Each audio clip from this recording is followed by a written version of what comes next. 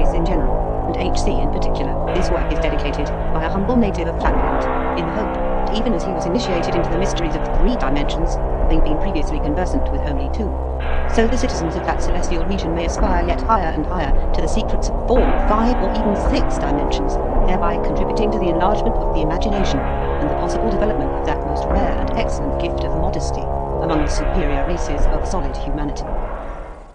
Part 1. This world. Be patient, for the world is broad and wide. Section 1. Of the nature of Flatland. I call our world Flatland, not because we call it so, but to make its nature clearer to you, my happy readers, who are privileged to live in space. Imagine a vast sheet of paper, on which straight lines, triangles, squares, pentagons, hexagons, and other figures, instead of remaining fixed in their places, move freely about on or in the surface, but without the power of rising above or sinking below it, very much like shadows, only hard and with luminous edges, and you will then have a pretty correct notion of my country and countrymen. Alas, a few years ago I should have said my universe, but now my mind has been opened to higher views of things. In such a country, you will perceive at once that it is impossible that there should be anything of what you call a solid kind. But I dare say you will suppose that we could at least distinguish by sight the triangles, squares, and other figures moving about as I have described them. On the contrary, we could see nothing of the kind, not at least so as to distinguish one figure from another. Nothing was visible, nor could be visible to us, except straight lines, and the necessity of this I will speedily demonstrate. Place a penny on the middle of one of your tables in space, and leaning over it, look down upon it. It will appear a circle. But now, drawing back to the edge of the table, gradually lower your eye, thus bringing yourself more and more into the condition of the inhabitants of Flatland, and you will find the penny becoming more and more oval to your view, and at last, when you have placed your eye exactly on the edge of the table, so that you are, as it were, actually a Flatland citizen, the penny will then have ceased to appear oval at all, and will have become, so far as you can see, a straight line. The same thing would happen if you were to treat in the same way a triangle or square or any other figure cut out of pasteboard. As soon as you look at it with your eye on the edge of the table, you will find that it ceases to appear to you a figure, and that it becomes in appearance a straight line. Take, for example, an equilateral triangle, who represents with us a tradesman of the respectable class. Figure 1 represents the tradesman as you would see him while you were bending over him from above. Reader's note. Figure 1 is a downward pointing triangle with all sides equal. End of reader's note. Figures 2 and 3 represent the tradesman as you would see him if your eye were close to the level or all but on the level of the table. Reader's note. Figure 2 shows a much flatter downward pointing triangle with the top edge much longer than the other 2 sides, which are of equal length. Figure 3 is flatter still, barely identifiable as a triangle at all. End of reader's note. And if your eye were quite on the level of the table, and that is how we see him in Flatland, you would see nothing but a straight line. When I was in Spaceland, I heard that your sailors have very similar experiences while they traverse your seas and discern some distant island or post lying on the horizon. The far-off land may have bays, forelands, angles in and out to any number and extent. Yet at a distance you see none of these, unless indeed your sun shines bright upon them, revealing the projections and retirements by means of light and shade. Nothing but a grey, unbroken line upon the water. Well, that is just what we see when one of our triangular or other acquaintances comes towards us in Flatland. As there is neither sun with us, nor any light of such a kind as to make shadows, we have none of the helps to the sight that you have in Spaceland. If our friend comes close to us, we see his line becomes larger. If he leaves us, it becomes smaller. But still he looks like a straight line, be he a triangle, square, pentagon, hexagon, circle, what you will. A straight line he looks, and nothing else. You may perhaps ask how, under these disadvantageous circumstances, we are able to distinguish our friends from one another. But the answer to this very natural question will be more fitly and easily given when I come to describe the inhabitants of Flatland. For the present, let me defer this subject, and say a word or two about the climate and houses in our country. Section 2. Of the climate and houses in Flatland. As with you, so also with us, there are 4 points of the compass, north, south, east, and west. There being no sun, nor other heavenly bodies, it is impossible for us to determine the north in the usual way, but we have a method of our own. By a law of nature with us, there is a constant attraction to the south, and although in temperate climates this is very slight, so that even a woman in reasonable health can journey several furlongs northward without much difficulty, yet the hampering effect of the southward attraction is quite sufficient to serve as a compass in most parts of our earth.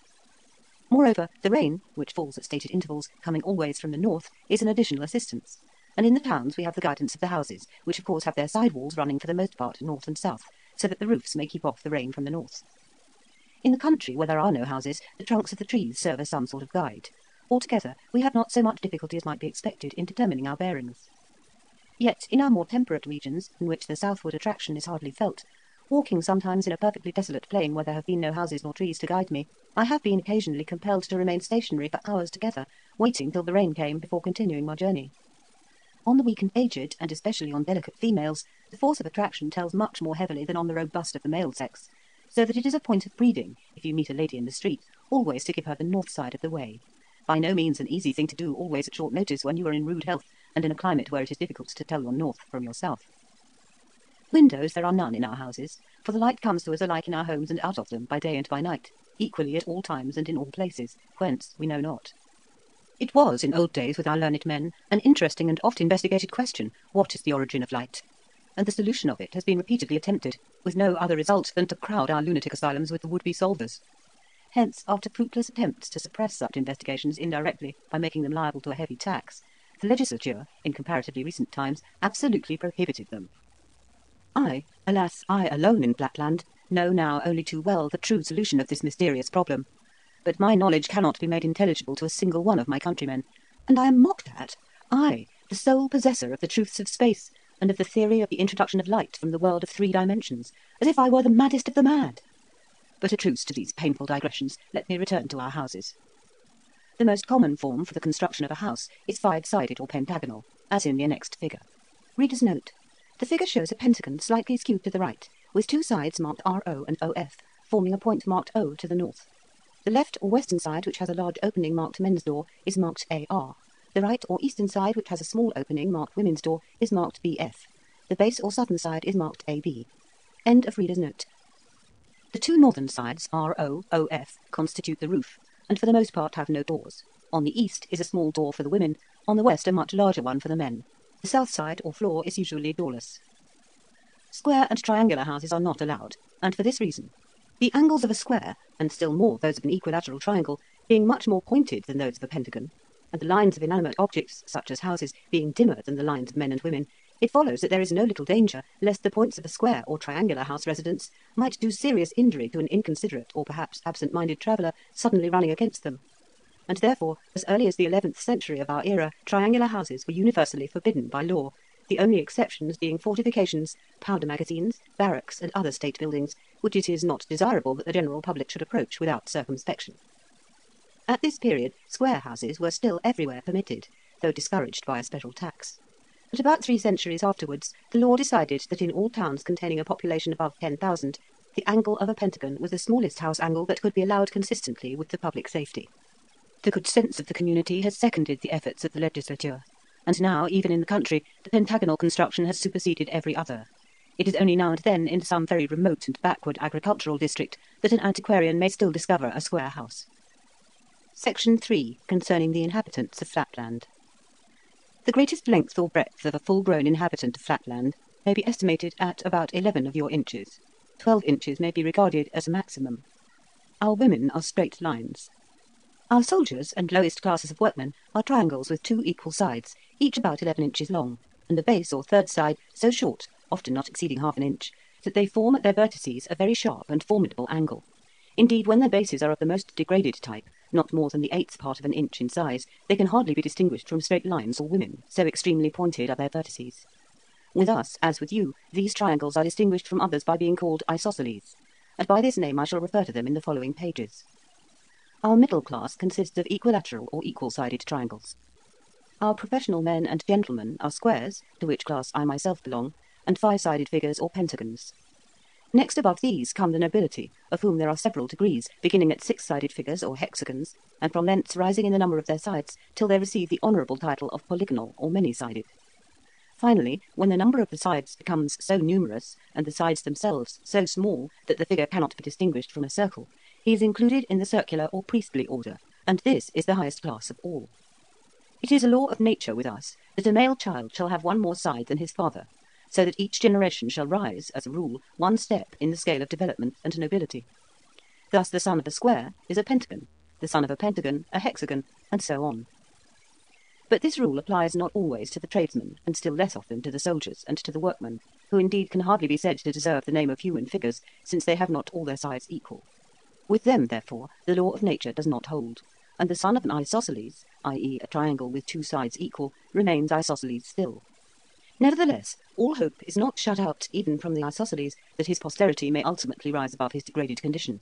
For after a long series of military successes, or diligent and skilful labours, it is generally found that the more intelligent among the artisan and soldier classes manifest a slight increase of their third side or base, and a shrinkage of the two other sides. Intermarriages, arranged by the priests, between the sons and daughters of these more intellectual members of the lower classes, generally result in an offspring approximating still more to the type of the equal-sided triangle. Rarely, in proportion to the vast number of isosceles births, is a genuine and certifiable equal-sided triangle produced from isosceles parents. Footnote: what need of a certificate, a Flatland critic may ask? Is not the procreation of a square son a certificate from nature herself, proving the equal-sidedness of the father? I reply that no lady of any position will marry an uncertified triangle. Square offspring has sometimes resulted from a slightly irregular triangle, but in almost every such case, the irregularity of the first generation is visited on the third, which either fails to attain the pentagonal rank or relapses to the triangular. End of footnote. Such a birth requires, as its antecedents, not only a series of carefully arranged intermarriages, but also a long-continued exercise of frugality and self-control on the part of the would-be ancestors of the coming equilateral, and the patient, systematic, and continuous development of the isosceles intellect through many generations. The birth of a true equilateral triangle from isosceles parents is the subject of rejoicing in our country for many furlongs round. After a strict examination conducted by the Sanitary and Social Board, the infant, if certified as regular, is with solemn ceremonial admitted into the class of equilaterals.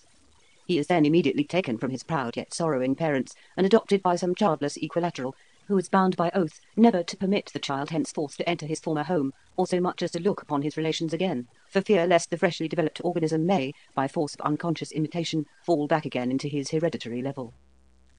The occasional emergence of an isosceles from the ranks of his serf-born ancestors is welcomed not only by the poor serfs themselves, as a gleam of light and hope shed upon the monotonous squalor of their existence, but also by the aristocracy at large.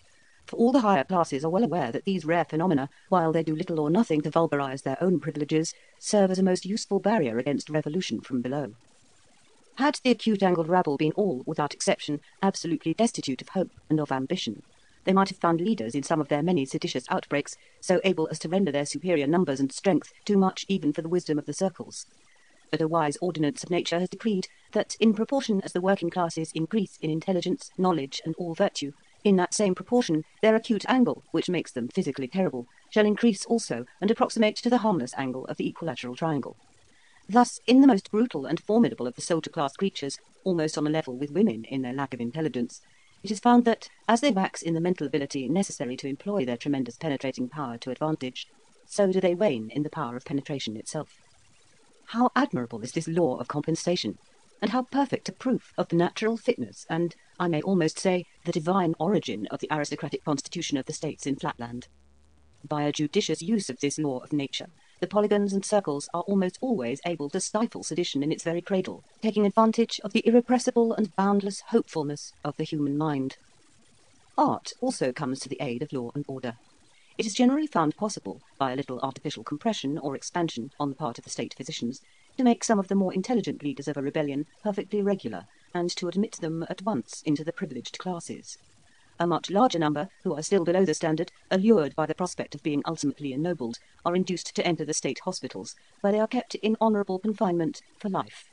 One or two alone of the more obstinate, foolish, and hopelessly irregular are led to execution. Then the wretched rabble of the isosceles, planless and leaderless, are either transfixed without resistance by the small body of their brethren, whom the chief circle keeps in pay for emergencies of this kind, or else more often, by means of jealousies and suspicions, skilfully fomented among them by the circular party, they are stirred to mutual warfare, and perish by one another's angles.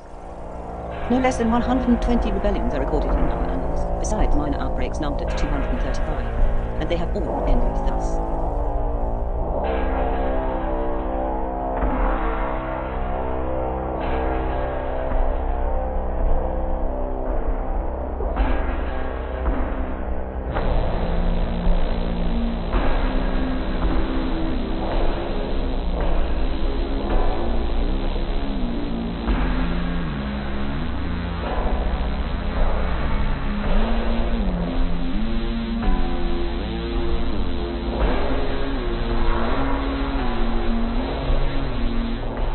Section 4. Concerning the women.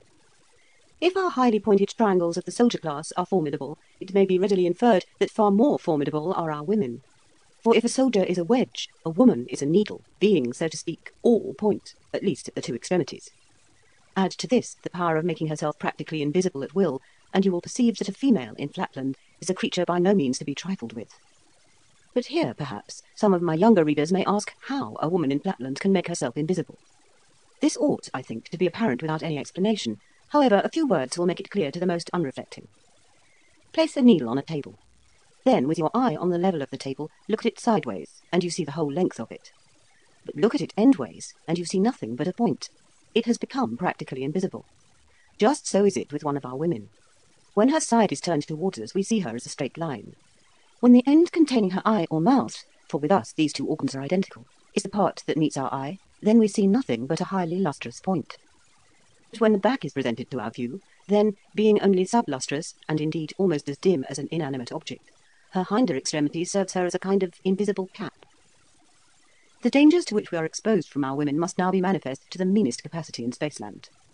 If even the angle of a respectable triangle in the middle class is not without its dangers, if to run against a working man involves a gash, if collision with an officer of the military class necessitates a serious wound, if a mere touch from the vertex of a private soldier brings with it danger of death, what can it be to run against a woman except absolute and immediate destruction?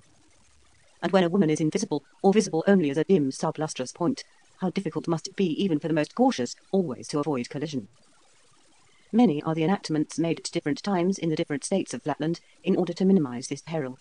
And in the southern and less temperate climates, where the force of gravitation is greater and human beings more liable to casual and involuntary motions, the laws concerning women are naturally much more stringent. But a general view of the code may be obtained from the following summary. 1. Every house shall have one entrance in the eastern side for the use of females only, by which all females shall enter in a becoming and respectable manner, and not by the men's or western door. Footnote. When I was in Spaceland, I understood that some of your priestly circles have in the same way a separate entrance for villagers, farmers, and teachers of board schools.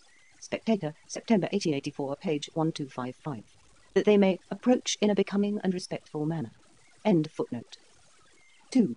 No female shall walk in any public place without continually keeping up her peace cry, under penalty of death. 3. Any female duly certified to be suffering from St. Vitus's dance, fits, chronic cold accompanied by violent sneezing, or any disease necessitating involuntary motions, shall be instantly destroyed. In some of the states there is an additional law forbidding females under penalty of death from walking or standing in any public place without moving their backs constantly from right to left so as to indicate their presence to those behind them. Others oblige a woman, when travelling, to be followed by one of her sons or servants, or by her husband. Others confine women altogether to their houses, except during the religious festivals. But it has been found by the wisest of our circles or statesmen that the multiplication of restrictions on females tends not only to the debilitation and diminution of the race, but also to the increase of domestic murders, to such an extent that a state loses more than it gains by a too prohibitive code. For whenever the temper of the women is thus exasperated by confinement at home or hampering regulations abroad, they are apt to vent their spleen upon their husbands and children. And in the less temperate climates, the whole male population of a village has been sometimes destroyed in 1 or 2 hours of simultaneous female outbreak. Hence, the 3 laws mentioned above suffice for the better regulated states, and may be accepted as a rough exemplification of our female code. After all, our principal safeguard is found not in legislature, but in the interests of the women themselves. For, although they can inflict instantaneous death by a retrograde movement, yet, unless they can at once disengage their stinging extremity from the struggling body of their victim, their own frail bodies are liable to be shattered. The power of fashion is also on our side. I pointed out that in some less civilized states, no female is suffered to stand in any public place without swaying her back from right to left. This practice has been universal among ladies of any pretensions to breeding in all well-governed states, as far back as the memory of figures can reach. It is considered a disgrace to any state that legislation should have to enforce what ought to be, and is in every respectable female, a natural instinct. The rhythmical and, if I may say so, well-modulated undulation of the back in our ladies of circular rank is envied and imitated by the wife of a common equilateral, who can achieve nothing beyond a mere monotonous swing like the ticking of a pendulum. And the regular tick of the equilateral is no less admired and copied by the wife of the progressive and aspiring isosceles, in the females of whose family no back motion of any kind has become as yet a necessity of life. Hence, in every family of position and consideration, back motion is as prevalent as time itself, and the husbands and sons in these households enjoy immunity, at least from invisible attacks. Not that it must be for a moment supposed that our women are destitute of affection, but unfortunately the passion of the moment predominates in the frail sex over every other consideration. This is, of course, a necessity arising from their unfortunate conformation. For as they have no pretensions to an angle, being inferior in this respect to the very lowest of the isosceles, they are consequently wholly devoid of brain power, and have neither reflection, judgment, nor forethought, and hardly any memory. Hence, in their fits of fury, they remember no claims and recognise no distinctions. I have actually known a case where a woman has exterminated her whole household, and half an hour afterwards, when her rage was over and the fragments swept away, has asked what has become of her husband and her children. Obviously, then, a woman is not to be irritated as long as she is in a position where she can turn round. When you have them in their apartments, which are constructed with a view to denying them that power, you can say and do what you like, for they are then wholly impotent for mischief, and will not remember a few minutes hence the incident for which they may be at this moment threatening you with death, nor the promises which you may have found it necessary to make in order to pacify their fury. On the whole, we get on pretty smoothly in our domestic relations, except in the lower strata of the military classes. There, the want of tact and discretion on the part of the husbands produces at times indescribable disasters. Relying too much on the offensive weapons of their acute angles instead of the defensive organs of good sense and seasonable simulations, these reckless creatures too often neglect the prescribed construction of the women's apartments, or irritate their wives by ill-advised expressions out of doors, which they refuse immediately to retract. Moreover, a blunt and stolid regard for literal truth indisposes them to make those lavish promises by which the more judicious circle can in a moment pacify his consort. The result is massacre. Not, however, without its advantages, as it eliminates the more brutal and troublesome of the isosceles, and by many of our circles the destructiveness of the thinner sex is regarded as one among many providential arrangements for suppressing redundant population and nipping revolution in the bud. Yet even in our best regulated and most approximately circular families, I cannot say that the ideal of family life is so high as with you in Spaceland. There is peace, in so far as the absence of slaughter may be called by that name, but there is necessarily little harmony of tastes or pursuits, and the cautious wisdom of the circles has ensured safety at the cost of domestic comfort. In every circular or polygonal household, it has been a habit from time immemorial, and has now become a kind of instinct among the women of our higher classes, that the mothers and daughters should constantly keep their eyes and mouths towards their husband and his male friends. And for a lady in a family of distinction to turn her back upon her husband would be regarded as a kind of portent, involving loss of status. But, as I shall soon show, this custom, though it has the advantage of safety, is not without its disadvantages. In the house of the working man or respectable tradesman, where the wife is allowed to turn her back upon her husband while pursuing her household avocations, there are at least intervals of quiet, when the wife is neither seen nor heard, except for the humming sound of the continuous peace cry. But in the homes of the upper classes there is too often no peace. There the voluble mouth and bright penetrating eye are ever directed towards the master of the household, and light itself is not more persistent than the stream of feminine discourse. The tact and skill which suffice to avert a woman's sting are unequal to the task of stopping a woman's mouth, and as the wife has absolutely nothing to say, and absolutely no constraint of wit, sense, or conscience to prevent her from saying it, not a few cynics have been found to aver that they prefer the danger of the death-dealing but inaudible sting to the safe sonorousness of a woman's other end. To my readers in Spaceland, the condition of our women may seem truly deplorable, and so indeed it is. A male of the lowest type of the isosceles may look forward to some improvement of his angle, and to the ultimate elevation of the whole of his degraded caste, but no woman can entertain such hopes for her sex. Once a woman, always a woman, is a decree of nature, and the very laws of evolution seem suspended in her disfavour. Yet at least we can admire the wise pre-arrangement which has ordained that, as they have no hopes, so they shall have no memory to recall, and no forethought to anticipate the miseries and humiliations which are at once a necessity of their existence and the basis of the constitution of Flatland. Section 5 of our methods of recognising one another. You, who are blessed with shade as well as light, you who are gifted with 2 eyes, endowed with a knowledge of perspective, and charmed with the enjoyment of various colours, you who can actually see an angle and contemplate the complete circumference of a circle in the happy region of the 3 dimensions, how shall I make clear to you the extreme difficulty which we in Flatland experience in recognising one another's configurations? Recall what I told you above.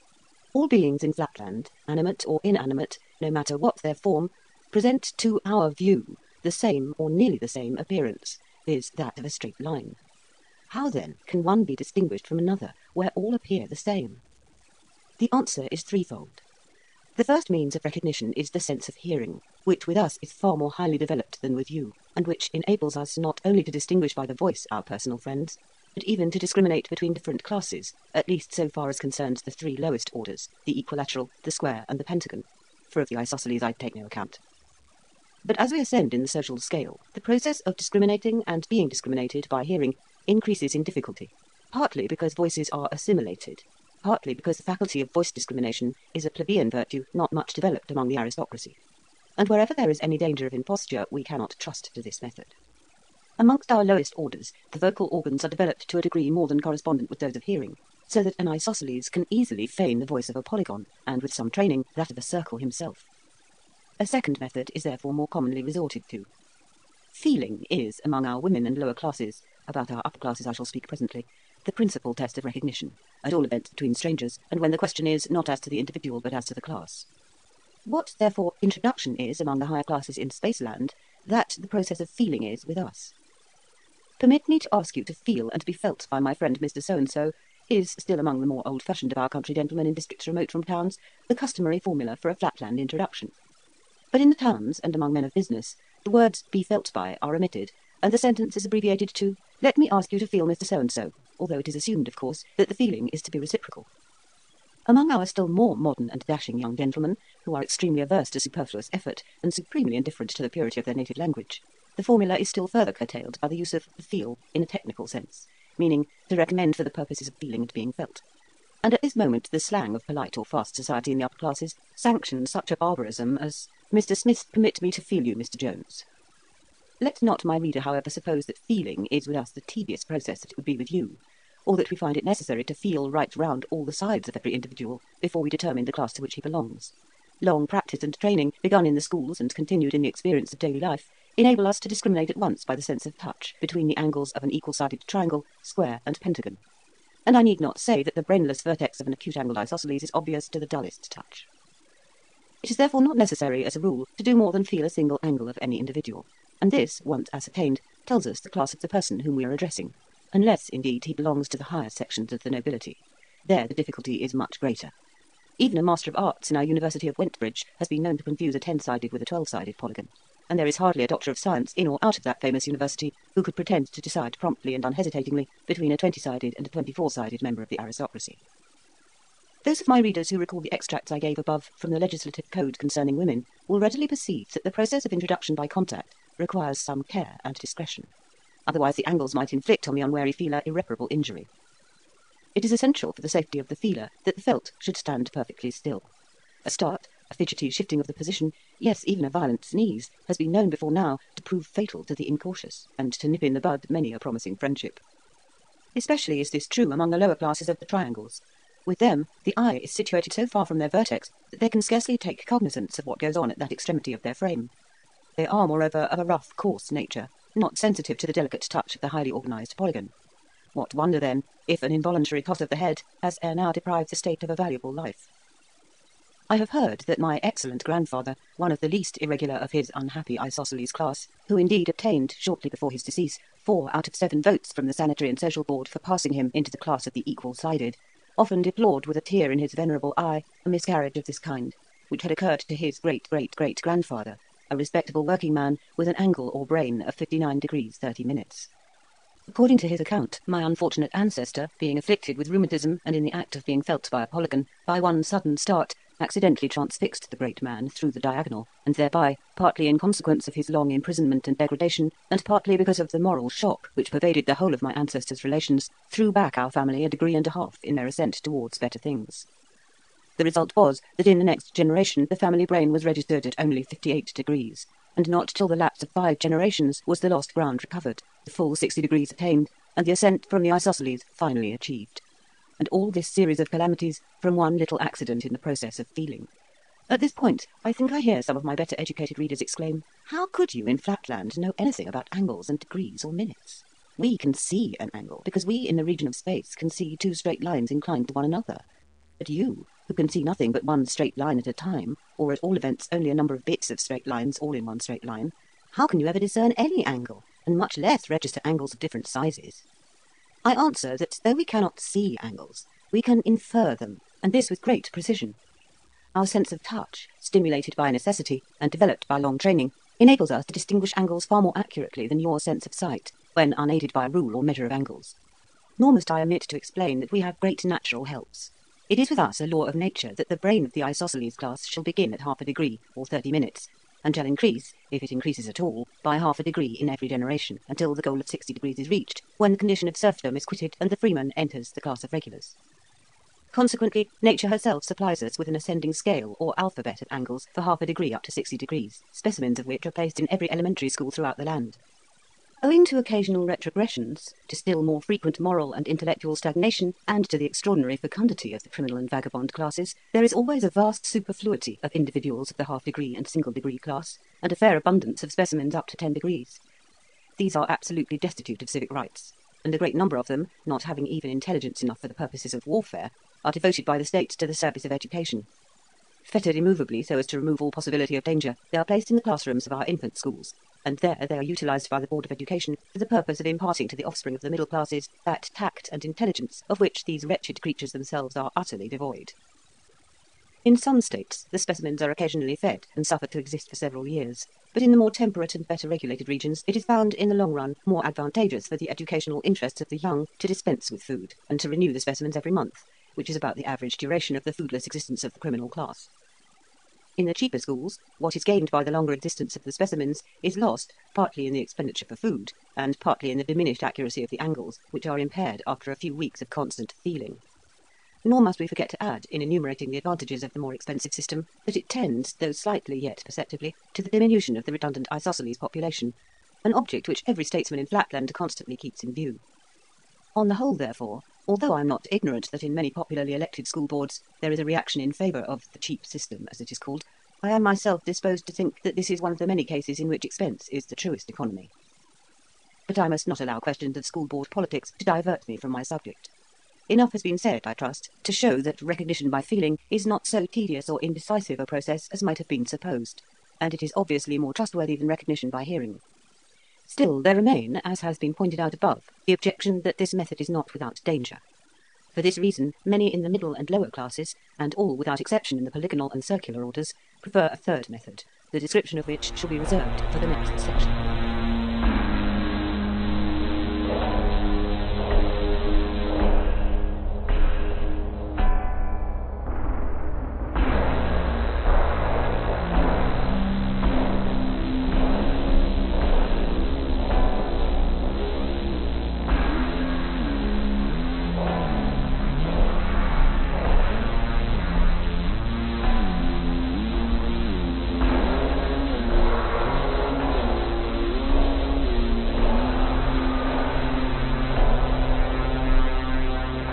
Section 6, of recognition by sight. I am about to appear very inconsistent. In previous sections I have said that all figures in Flatland present the appearance of a straight line, and it was added or implied that it is consequently impossible to distinguish by the visual organ between individuals of different classes. Yet now I am about to explain to my Spaceland critics how we are able to recognise one another by the sense of sight. If, however, the reader will take the trouble to refer to the passage in which recognition by feeling is stated to be universal, he will find this qualification: among the lower classes. It is only among the higher classes, and in our more temperate climates, that sight recognition is practised. That this power exists in any regions and for any classes is the result of fog, which prevails during the greater part of the year in all parts, save the torrid zones. That which is with you in Spaceland an unmixed evil, blotting out the landscape, depressing the spirits, and enfeebling the health, is by us recognised as a blessing scarcely inferior to air itself, and as the nurse of arts and parent of sciences. But let me explain my meaning, without further eulogies on this beneficent element. If fog were non-existent, all lines would appear equally and indistinguishably clear. And this is actually the case in those unhappy countries in which the atmosphere is perfectly dry and transparent. But wherever there is a rich supply of fog, objects that are at a distance, say, of 3 feet, are appreciably dimmer than those at a distance of 2 feet 11 inches. And the result is that by careful and constant experimental observation of comparative dimness and clearness, we are enabled to infer with great exactness the configuration of the object observed. An instance will do more than a volume of generalities to make my meaning clear. Suppose I see 2 individuals approaching, whose rank I wish to ascertain. They are, we will suppose, a merchant and a physician, or, in other words, an equilateral triangle and a pentagon. How am I to distinguish them? Reader's note: The following paragraph makes reference to an accompanying diagram. Diagram 1 is a rightward-pointing equilateral triangle, the vertical left-hand side of which is marked BC, the other two sides being marked BA and CA. Dotted lines are drawn from B and C to a point further to the right to form an isosceles triangle. The far right-hand point of this triangle represents the eye of the observer, and a horizontal dotted arrow pointing left from it indicates his eye glance. A broad vertical line, DAE, is drawn to indicate what the observer sees. DAE is bright at the centre and darkens sharply towards its ends. End of reader's note. It will be obvious to every child in Spaceland who has touched the threshold of geometrical studies that if I can bring my eye so that its glance may bisect an angle, A, of the approaching stranger, my view will lie, as it were, evenly between his two sides that are next to me, viz. CA and AB, so that I shall contemplate the two impartially, and both will appear of the same size. Now, in the case of 1, the merchant, what shall I see? I shall see a straight line, DAE, in which the middle point, A, will be very bright because it is nearest to me. But on either side the line will shade away rapidly into dimness, because the sides AC and AB recede rapidly into the fog, and what appear to me as the merchant's extremities, viz. D and E, will be very dim indeed. Reader's note: the following paragraph makes reference to an accompanying diagram. Diagram 2 is a regular pentagon sitting on a horizontal base with C1 at the apex, A1 at middle right, and B1 at lower right. Longer dotted lines are drawn out towards the right, upwards from B1 and downwards from C1 to form an irregular pentagon. The far right-hand point of the extended pentagon represents the eye of the observer, and a dotted arrow pointing from it towards the centre of the lower left edge of the pentagon indicates his eye glance. Again, a broad line D1A1E1 parallel to the lower left edge of the pentagon is drawn to indicate what the observer sees. D1A1E1 is bright at the centre and darkens very gradually towards its ends. End of reader's note. On the other hand, in the case of 2, the position, though I shall here also see a line, D1A1E1, with a bright centre, A1, yet it will shade away less rapidly into dimness, because the sides A1C1, A1B1 recede less rapidly into the fog, and what appear to me the physician's extremities, viz. D1 and E1, will be not so dim as the extremities of the merchant. The reader will probably understand from these two instances how, after a very long training, supplemented by constant experience, it is possible for the well-educated classes among us to discriminate with fair accuracy between middle and lowest orders by the sense of sight. If my Spaceland patrons have grasped this general conception so far as to conceive the possibility of it, and not to reject my account as altogether incredible, I shall have attained all I can reasonably expect. Were I to attempt further details, I should only perplex. Yet, for the sake of the young and inexperienced, who may perchance infer, from the two simple instances I have given above of the manner in which I should recognise my father and my sons, that recognition by sight is an easy affair, it may be needful to point out that in actual life most of the problems of sight recognition are far more subtle and complex. If, for example, when my father, the triangle, approaches me, he happens to present his side to me instead of his angle, then until I have asked him to rotate, or until I have edged my eye round him, I am, for the moment, doubtful whether he may not be a straight line, or, in other words, a woman. Reader's note: the following paragraph makes reference to an accompanying diagram. The diagram shows a hexagon with points at top and bottom. The vertical right-hand side is marked AB. Dotted lines are drawn downward from the topmost and upward from the bottommost points of the hexagon, and extended to the right until they meet, forming an irregular pentagon. The far right-hand point of the pentagon represents the eye of the observer. The line AB is extended to where it meets the dotted lines to form a broad vertical line CABD. The middle portion of this line, AB, is bright, and the outer portions darken towards C and D. End of reader's note. Again, when I'm in the company of one of my two hexagonal grandsons, contemplating one of his sides, AB, full front, it will be evident from the accompanying diagram that I shall see one whole line, AB, in comparative brightness, shading off hardly at all at the ends, and two smaller lines, CA and BD, dim throughout and shading away into greater dimness toward the extremities, C and D. But I must not give way to the temptation of enlarging on these topics. The meanest mathematician in Spaceland will readily believe me when I assert that the problems of life, which present themselves to the well-educated when they are themselves in motion, rotating, advancing or retreating, and at the same time attempting to discriminate by the sense of sight between a number of polygons of high rank moving in different directions, as, for example, in a ballroom or conversazione, must be of a nature to task the angularity of the most intellectual, and amply justify the rich endowments of the learned professors of geometry, both static and kinetic, in the illustrious University of Wentbridge, where the science and art of sight recognition are regularly taught to large classes of the elite of the States. It is only a few of the scions of our noblest and wealthiest houses who are able to give the time and money necessary for the thorough prosecution of this noble and valuable art. Even to me, a mathematician of no mean standing, and the grandfather of two most hopeful and perfectly regular hexagons, to find myself in the midst of a crowd of rotating polygons of the higher classes is occasionally very perplexing. And of course to a common tradesman or serf, such a sight is almost as unintelligible as it would be to you, my reader, were you suddenly transported into our country. In such a crowd you could see on all sides of you nothing but a line, apparently straight, but of which the parts would vary irregularly and perpetually in brightness or dimness. Even if you had completed your 3rd year in the pentagonal and hexagonal classes in the university, and were perfect in the theory of the subject, you would still find that there was need of many years of experience before you could move in a fashionable crowd without jostling against your betters, whom it is against etiquette to ask to feel, and who, by their superior culture and breeding, know all about your movements, while you know very little or nothing about theirs. In a word, to comport oneself with perfect propriety in polygonal society, one ought to be a polygon oneself. Such, at least, is the painful teaching of my experience. It is astonishing how much the art, or I may almost call it instinct, of sight recognition is developed by the habitual practice of it, and by the avoidance of the custom of feeling. Just as with you, the deaf and dumb, if once allowed to gesticulate and to use the hand alphabet, will never acquire the more difficult but far more valuable art of lip speech and lip reading, so it is with us as regards seeing and feeling. None who in early life resort to feeling will ever learn seeing in perfection. For this reason, among our higher classes, feeling is discouraged or absolutely forbidden. From the cradle, their children, instead of going to the public elementary schools, where the art of feeling is taught, are sent to higher seminaries of an exclusive character. And at our illustrious university, to feel is regarded as a most serious fault, involving rustication for the first offence and expulsion for the second. But among the lower classes, the art of sight recognition is regarded as an unattainable luxury. A common tradesman cannot afford to let his son spend a 3rd of his life in abstract studies. The children of the poor are therefore allowed to feel from their earliest years, and they gain thereby a precocity and an early vivacity which contrast at first most favourably with the inert, undeveloped, and listless behaviour of the half-instructed youths of the polygonal class.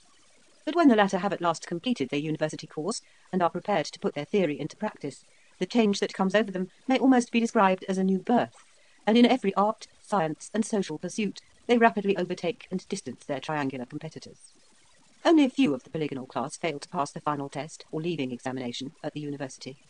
The condition of the unsuccessful minority is truly pitiable. Rejected from the higher class, they are also despised by the lower. They have neither the matured and systematically trained powers of the polygonal bachelors and masters of arts, nor yet the native precocity and mercurial versatility of the youthful tradesman.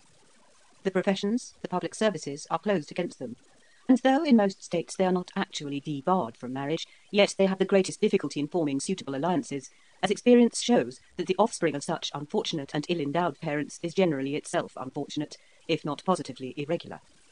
It is from these specimens of the refuse of our nobility that the great tumults and seditions of past ages have generally derived their leaders, and so great is the mischief thence arising that an increasing minority of our more progressive statesmen are of opinion that true mercy would dictate their entire suppression by enacting that all who fail to pass the final examination of the university should be either imprisoned for life or extinguished by a painless death. But I find myself digressing into the subject of irregularities, a matter of such vital interest that it demands a separate section.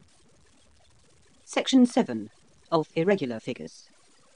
Throughout the previous pages I have been assuming, what perhaps should have been laid down at the beginning as a distinct and fundamental proposition, that every human being in Flatland is a regular figure, that is to say, of regular construction. By this I mean that a woman must not only be a line, but a straight line, that an artisan or soldier must have 2 of his sides equal, that tradesmen must have 3 sides equal, lawyers, of which class I am a humble member, 4 sides equal, and generally that in every polygon all the sides must be equal. The size of the sides would of course depend upon the age of the individual. A female at birth would be about an inch long, while a tall adult woman might extend to a foot. As to the males of every class, it may be roughly said that the length of an adult's sides, when added together, is 3 feet or a little more. But the size of our sides is not under consideration. I am speaking of the equality of sides.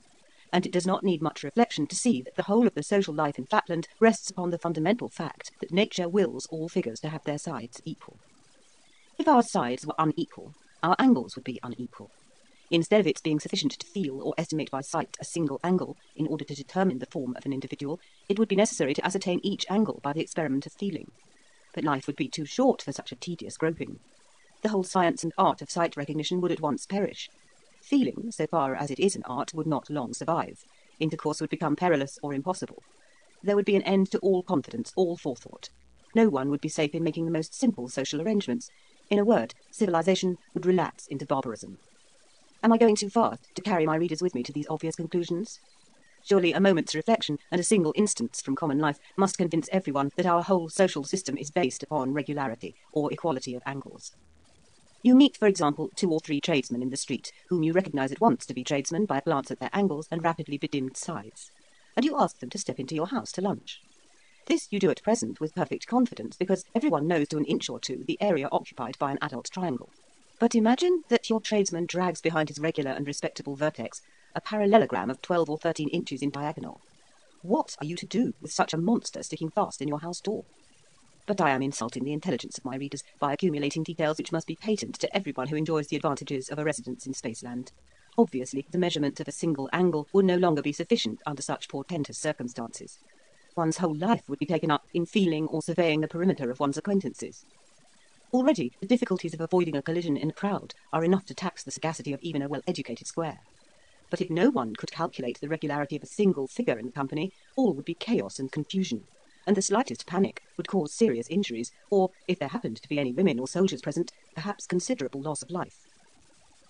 Expediency therefore concurs with nature in stamping the seal of its approval upon regularity of conformation, nor has the law been backward in seconding their efforts. Irregularity of figure means with us the same as, or more than, a combination of moral obliquity and criminality with you, and is treated accordingly. There are not wanting, it is true, some promulgators of paradoxes who maintain that there is no necessary connection between geometrical and moral irregularity. The irregular, they say, is from his birth scouted by his own parents, derided by his brothers and sisters, neglected by the domestics, scorned and suspected by society, and excluded from all posts of responsibility, trust, and useful activity. His every movement is jealously watched by the police till he comes of age and presents himself for inspection. Then he is either destroyed, if he is found to exceed the fixed margin of deviation, or else immured in a government office as a clerk of the 7th class, prevented from marriage, forced to drudge at an uninteresting occupation for a miserable stipend, obliged to live and board at the office, and to take even his vacation under close supervision. What wonder that human nature, even in the best and purest, is embittered and perverted by such surroundings? All this very plausible reasoning does not convince me, as it has not convinced the wisest of our statesmen, that our ancestors erred in laying it down as an axiom of policy that the toleration of irregularity is incompatible with the safety of the state. Doubtless the life of an irregular is hard, but the interest of the greater number require that it shall be hard. If a man with a triangular front and a polygonal back were allowed to exist, and to propagate a still more irregular posterity, what would become of the arts of life? Are the houses and doors and churches in Flatland to be altered in order to accommodate such monsters? Are our ticket collectors to be required to measure every man's perimeter before they allow him to enter a theatre, or to take his place in a lecture room? Is an irregular to be exempted from the militia? And if not, how is he to be prevented from carrying desolation into the ranks of his comrades? Again, what irresistible temptations to fraudulent impostures must needs beset such a creature? How easy for him to enter a shop with his polygonal front foremost, and to order goods to any extent from a confiding tradesman. Let the advocates of a falsely called philanthropy plead as they may for the abrogation of the irregular penal laws, I, for my part, have never known an irregular who was not also what nature evidently intended him to be, a hypocrite, a misanthropist, and, up to the limits of his power, a perpetrator of all manner of mischief. Not that I should be disposed to recommend, at present, the extreme measures adopted in some states, where an infant whose angle deviates by half a degree from the correct angularity is summarily destroyed at birth. Some of our highest and ablest men, men of real genius, have during their earliest days laboured under deviations as great as, or even greater than 45 minutes, and the loss of their precious lives would have been an irreparable injury to the state. The art of healing also has achieved some of its most glorious triumphs in the compressions, extensions, japannings, colligations, and other surgical or dietetic operations by which irregularity has been partly or wholly cured. Advocating therefore a via media, I would lay down no fixed or absolute line of demarcation. But at the period when the frame is just beginning to set, and when the medical board has reported that recovery is improbable, I would suggest that the irregular offspring be painlessly and mercifully conceived.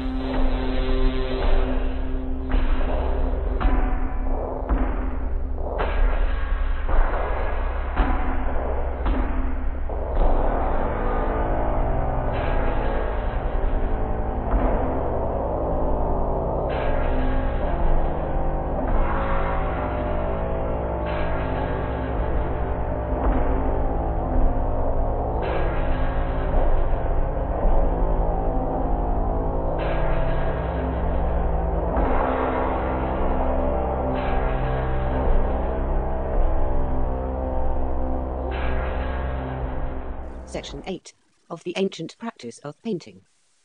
If my readers have followed me with any attention up to this point, they will not be surprised to hear that life is somewhat dull in Flatland.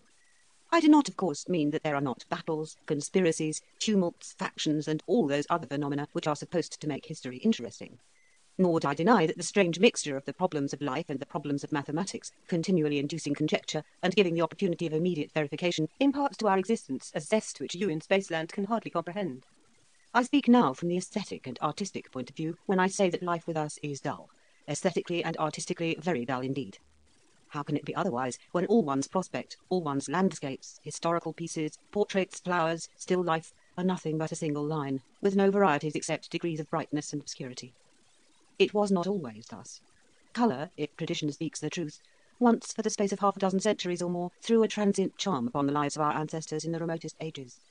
Some private individual, a pentagon whose name is variously reported, having casually discovered the constituents of the simpler colours and a rudimentary method of painting, is said to have begun by decorating first his house, then his slaves, then his father, his sons and grandsons, lastly himself. The convenience, as well as the beauty of the results, commended themselves to all.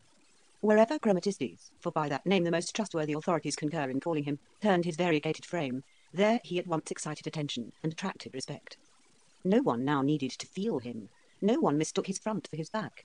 All his movements were readily ascertained by his neighbours without the slightest strain on their powers of calculation. No one jostled him or failed to make way for him. His voice was saved the labour of that exhausting utterance by which we colourless squares and pentagons are often forced to proclaim our individuality when we move amid a crowd of ignorant isosceles. The fashion spread like wildfire.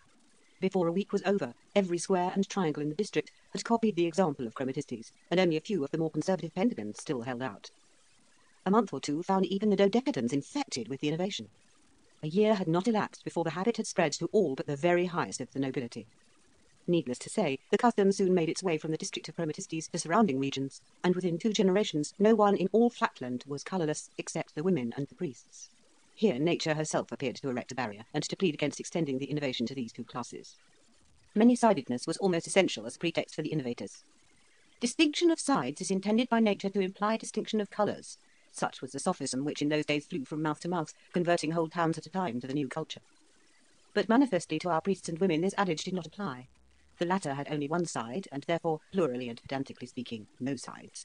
The former, if at least they would assert their claim to be really and truly circles, and not mere high-class polygons with an infinitely large number of infinitesimally small sides, were in the habit of boasting, what women confessed and deplored, that they also had no sides, being blessed with a perimeter of 1 line, or, in other words, a circumference.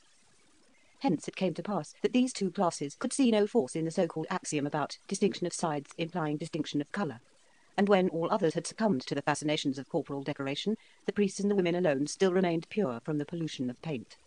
Immoral, licentious, anarchical, unscientific, call them by what names you will, yet, from an aesthetic point of view, those ancient days of the colour revolt were the glorious childhood of art in Flatland. A childhood, alas, that never ripened into manhood, nor even reached the blossom of youth. To live was then in itself a delight, because living implied seeing. Even at a small party, the company was a pleasure to behold. The richly varied hues of the assembly in a church or theatre are said to have more than once proved too distracting for our greatest teachers and actors. But most ravishing of all is said to have been the unspeakable magnificence of a military review. The sight of a line of battle of 20,000 isosceles suddenly facing about, and exchanging the sombre black of their bases for the orange and purple of the 2 sides including their acute angle. The militia of the equilateral triangles tri-coloured in red, white and blue. The mauve, ultramarine, gamboge and burnt umber of the square artillerymen rapidly rotating near their vermilion guns. The dashing and flashing of the 5-coloured and 6-coloured pentagons and hexagons careering across the field in their offices of surgeons, geometricians and aides-de-camp. All these may well have been sufficient to render credible the famous story how an illustrious circle, overcome by the artistic beauty of the forces under his command, threw aside his marshal's baton and his royal crown, exclaiming that he henceforth exchanged them for the artist's pencil. How great and glorious the sensuous development of these days must have been is in part indicated by the very language and vocabulary of the period. The commonest utterances of the commonest citizens in the time of the colour revolt seem to have been suffused with a richer tinge of word or thought, and to that era we are even now indebted for our finest poetry and for whatever rhythm still remains in the more scientific utterance of these modern days. Section 9 of the Universal Colour Bill. But meanwhile the intellectual arts were fast decaying.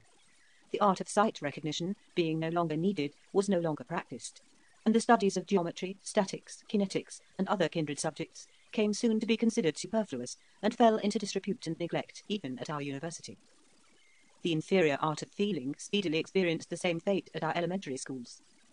Then the isosceles classes, asserting that the specimens were no longer used nor needed, and refusing to pay the customary tribute from the criminal classes to the service of education, waxed daily more numerous and more insolent on the strength of their immunity from the old burden, which had formerly exercised the twofold wholesome effect of at once taming their brutal nature and thinning their excessive numbers.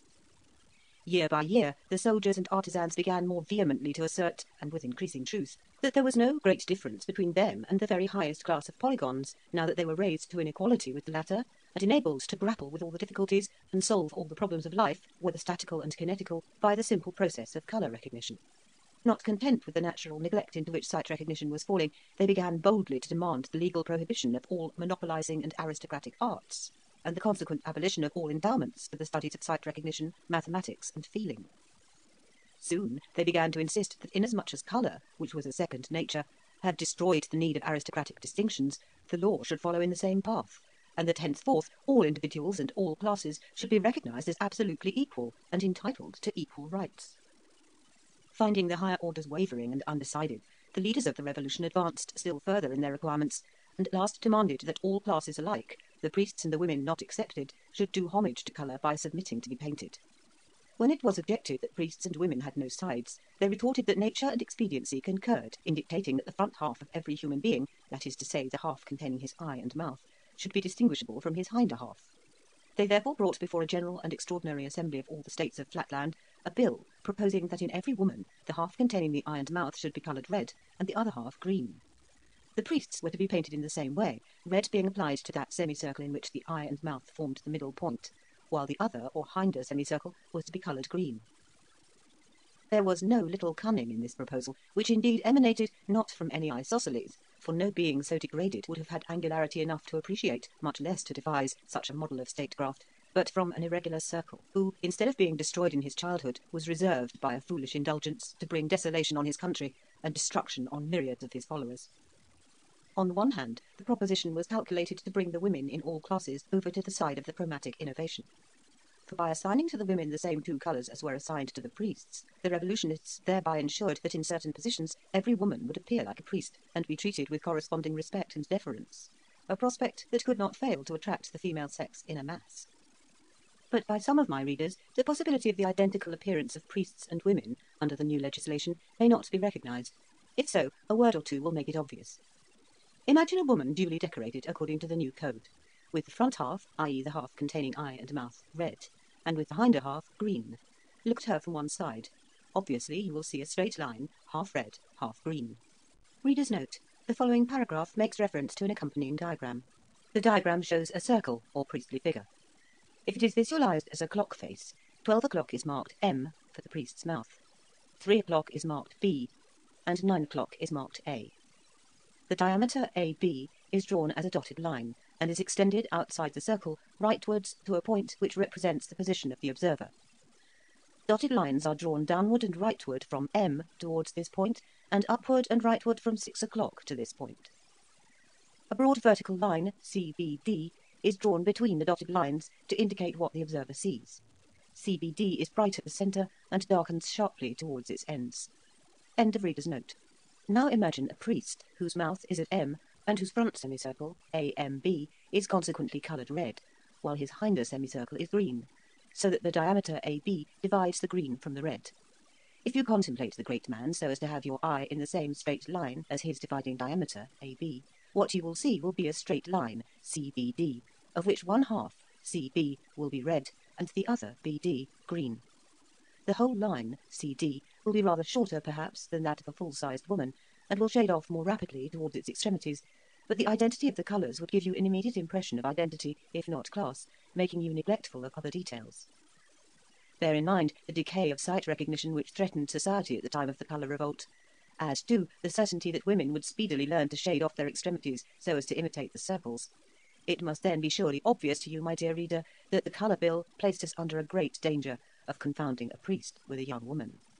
How attractive this prospect must have been to the frail sex may readily be imagined. They anticipated with delight the confusion that would ensue. At home they might hear political and ecclesiastical secrets intended not for them but for their husbands and brothers, and might even issue commands in the name of a priestly circle. Out of doors, the striking combination of red and green, without addition of any other colours, would be sure to lead the common people into endless mistakes, and the women would gain whatever the circles lost in the deference of the passers-by.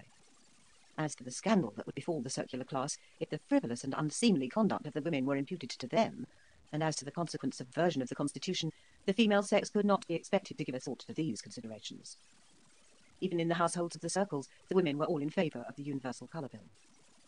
The second object aimed at by the bill was the gradual demoralisation of the circles themselves. In the general intellectual decay, they still preserved their pristine clearness and strength of understanding. From their earliest childhood, familiarised in their circular households with the total absence of colour, the nobles alone preserved the sacred art of sight recognition, with all the advantages that result from that admirable training of the intellect. Hence, up to the date of the introduction of the Universal Colour Bill, the circles had not only held their own, but even increased their lead of other classes by abstinence from the popular fashion. Now, therefore, the artful irregular, whom I described above as the real author of this diabolical bill, determined at one blow to lower the status of the hierarchy by forcing them to submit to the pollution of colour, and at the same time to destroy their domestic opportunities of training in the art of sight recognition, so as to enfeeble their intellects by depriving them of their pure and colourless homes. Once subjected to the chromatic taint, every parental and every childish circle would demoralise each other. Only in discerning between the father and the mother would the circular infant find problems for the exercise of its understanding, problems too often likely to be corrupted by maternal impostures, with the result of shaking the child's faith in all logical conclusions. Thus, by degrees, the intellectual lustre of the priestly order would wane, and the road would then lie open for a total destruction of all aristocratic legislature and for the subversion of our privileged classes. Section 10. Of the suppression of the chromatic sedition. The agitation for the Universal Colour Bill continued for 3 years, and up to the last moment of that period it seemed as though anarchy were destined to triumph. A whole army of polygons, who turned out to fight as private soldiers, was utterly annihilated by a superior force of isosceles triangles, the squares and pentagons meanwhile remaining neutral. Worse than all, some of the ablest circles fell a prey to conjugal fury. Infuriated by political animosity, the wives in many a noble household wearied their lords with prayers to give up their opposition to the Colour Bill, and some, finding their entreaties fruitless, fell on and slaughtered their innocent children and husbands, perishing themselves in the act of carnage. It is recorded that during that triennial agitation no less than 23 circles perished in domestic discord. Great indeed was the peril. It seemed as though the beasts had no choice between submission and extermination, when suddenly the course of events was completely changed by one of those picturesque incidents which statesmen ought never to neglect, often to anticipate, and sometimes perhaps to originate, because of the absurdly disproportionate power with which they appealed to the sympathies of the populace. It happened that an isosceles of a low type, with a brain little if at all above 4 degrees, accidentally dabbling in the colours of some tradesman whose shop he had plundered, painted himself, or caused himself to be painted, for the story varies, with the 12 colours of a dodecahedron. Going into the marketplace, he accosted in a feigned voice a maiden, the orphan daughter of a noble polygon, whose affection in former days he had sought in vain, and by a series of deceptions, aided on the one side by a string of lucky accidents too long to relate, and on the other by an almost inconceivable fatuity and neglect of ordinary precautions on the part of the relations of the bride, he succeeded in consummating the marriage. The unhappy girl committed suicide on discovering the fraud to which she had been subjected. When the news of this catastrophe spread from state to state, the minds of the women were violently agitated. Sympathy with the miserable victim, and anticipations of similar deceptions for themselves, their sisters, and their daughters, made them now regard the Colour Bill in an entirely new aspect. Not a few openly avowed themselves converted to antagonism. The rest needed only a slight stimulus to make a similar avowal. Seizing this favourable opportunity, the circles hastily convened an extraordinary assembly of the states, and besides the usual guard of convicts, they secured the attendance of a large number of reactionary women. Amidst an unprecedented concourse, the chief circle of those days, by name Pantocyclus, arose to find himself hissed and hooted by 120,000 isosceles. But he secured silence by declaring that henceforth the circles would enter on a policy of concession. Yielding to the wishes of the majority, they would accept the Colour Bill. The uproar being at once converted to applause, he invited Chromatistes, the leader of the sedition, into the centre of the hall, to receive, in the name of his followers, the submission of the hierarchy. Then followed a speech, a masterpiece of rhetoric, which occupied nearly a day in the delivery, and to which no summary can do justice. With a grave appearance of impartiality, he declared that as they were now finally committing themselves to reform, or innovation, it was desirable that they should take one last view of the perimeter of the whole subject, its defects as well as its advantages. Gradually introducing the mention of the dangers to the tradesmen, the professional classes, and the gentlemen, he silenced the rising murmurs of the isosceles by reminding them that, in spite of all these defects, he was willing to accept the bill if it was approved by the majority. but it was manifest that all, except the isosceles, were moved by his words, and were either neutral or averse to the bill. Turning now to the workmen, he asserted that their interests must not be neglected, and that if they intended to accept the colour bill, they ought at least to do so with a full view of the consequences. Many of them, he said, were on the point of being admitted to the class of the regular triangles. Others anticipated for their children a distinction they could not hope for themselves. That honourable ambition would now have to be sacrificed. With the universal adoption of colour, all distinctions would cease. Regularity would be confused with irregularity. Development would give place to retrogression. The workman would, in a few generations, be degraded to the level of the military or even the convict class. Political power would be in the hands of the greatest number, that is to say, the criminal classes, who were already more numerous than the workmen, and would soon outnumber all the other classes put together, when the usual compensative laws of nature were violated. A subdued murmur of assent ran through the ranks of the artisans, and Chromatistes, in alarm, attempted to step forward and address them. But he found himself encompassed with guards and forced to remain silent, while the chief circle, in a few impassioned words, made a final appeal to the women, exclaiming that, if the colour bill passed, no marriage would henceforth be safe, no woman's honour secure. Fraud, deception, hypocrisy would pervade every household. Domestic bliss would share the fate of the Constitution and pass to speedy perdition. Sooner than this, he cried, come death. At these words, which were the preconcerted signal for action, the isosceles convicts fell on and transfixed the wretched Chromatistes. The regular classes, opening their ranks, made way for a band of women who, under direction of the circles, moved back foremost, invisibly and unerringly, upon the unconscious soldiers. The artisans, imitating the example of their betters, also opened their ranks. Meantime, bands of convicts occupied every entrance with an impenetrable phalanx. The battle, or rather carnage, was of short duration. Under the skilful generalship of the circles, almost every woman's charge was fatal, and very many extracted their sting uninjured, ready for a second slaughter. But no second blow was needed. The rabble of the isosceles did the rest of the business for themselves. Surprised, leaderless, attacked in front by invisible foes, and finding egress cut off by the convicts behind them, they at once, after their manner, lost all presence of mind, and raised the cry of treachery. This sealed their fate. Every isosceles now saw and felt a foe in every other. In half an hour, not one of that vast multitude was living, and the fragments of 700,000 of the criminal class, slain by one another's angles, attested the triumph of order. The circles delayed not to push their victory to the uttermost. The working men they spared but decimated. The militia of the equilaterals was at once called out, and every triangle suspected of irregularity on reasonable grounds was destroyed by court-martial, without the formality of exact measurement by the social board. The homes of the military and artisan classes were inspected in a course of visitations extending through upwards of a year. And during that period, every town, village and hamlet was systematically purged of that excess of the lower orders which had been brought about by the neglect to pay the tribute of criminals to the schools and university, and by the violation of other natural laws of the Constitution of Flatland. Thus the balance of classes was again restored. Needless to say that henceforth the use of colour was abolished and its possession prohibited. Even the utterance of any word denoting colour, except by the circles or by qualified scientific teachers, was punished by a severe penalty. Only at our university, in some of the very highest and most esoteric classes, which I myself have never been privileged to attend, it is understood that the sparing use of colour is still sanctioned, for the purpose of illustrating some of the deeper problems of mathematics. But of this I can only speak from hearsay. Elsewhere in Flatland, colour is now non-existent. The art of making it is known to only one living person, the chief circle for the time being, and by him it is handed down on his deathbed to none but his successor. One manufactory alone produces it, and, lest the secret should be betrayed, the workmen are annually consumed and fresh ones introduced. So great is the terror with which even now our aristocracy looks back to the far distant days of the agitation for the universal colour.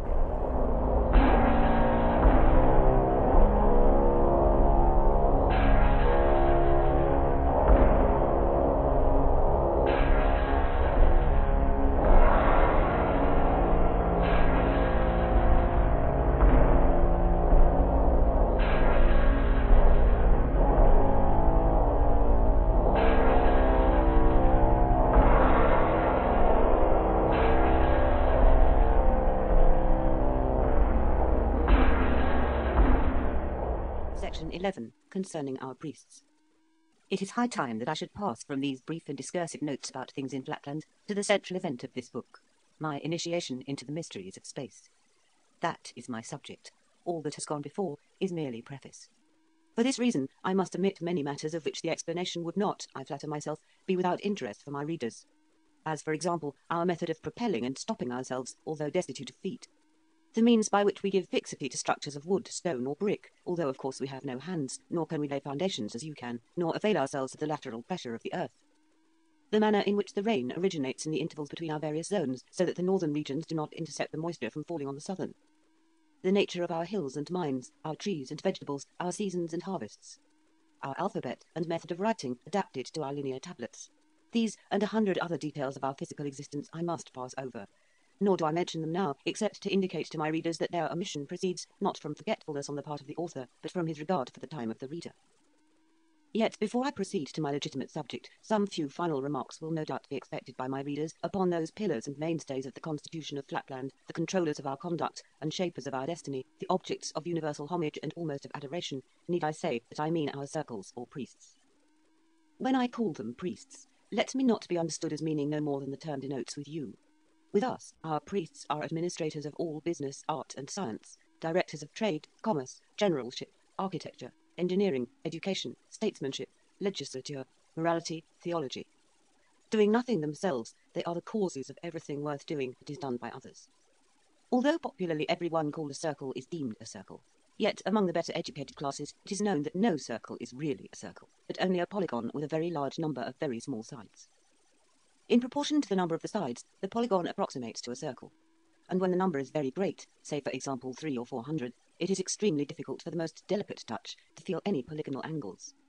Let me say rather, it would be difficult, for, as I have shown above, recognition by feeling is unknown among the highest society, and to feel a circle would be considered a most audacious insult.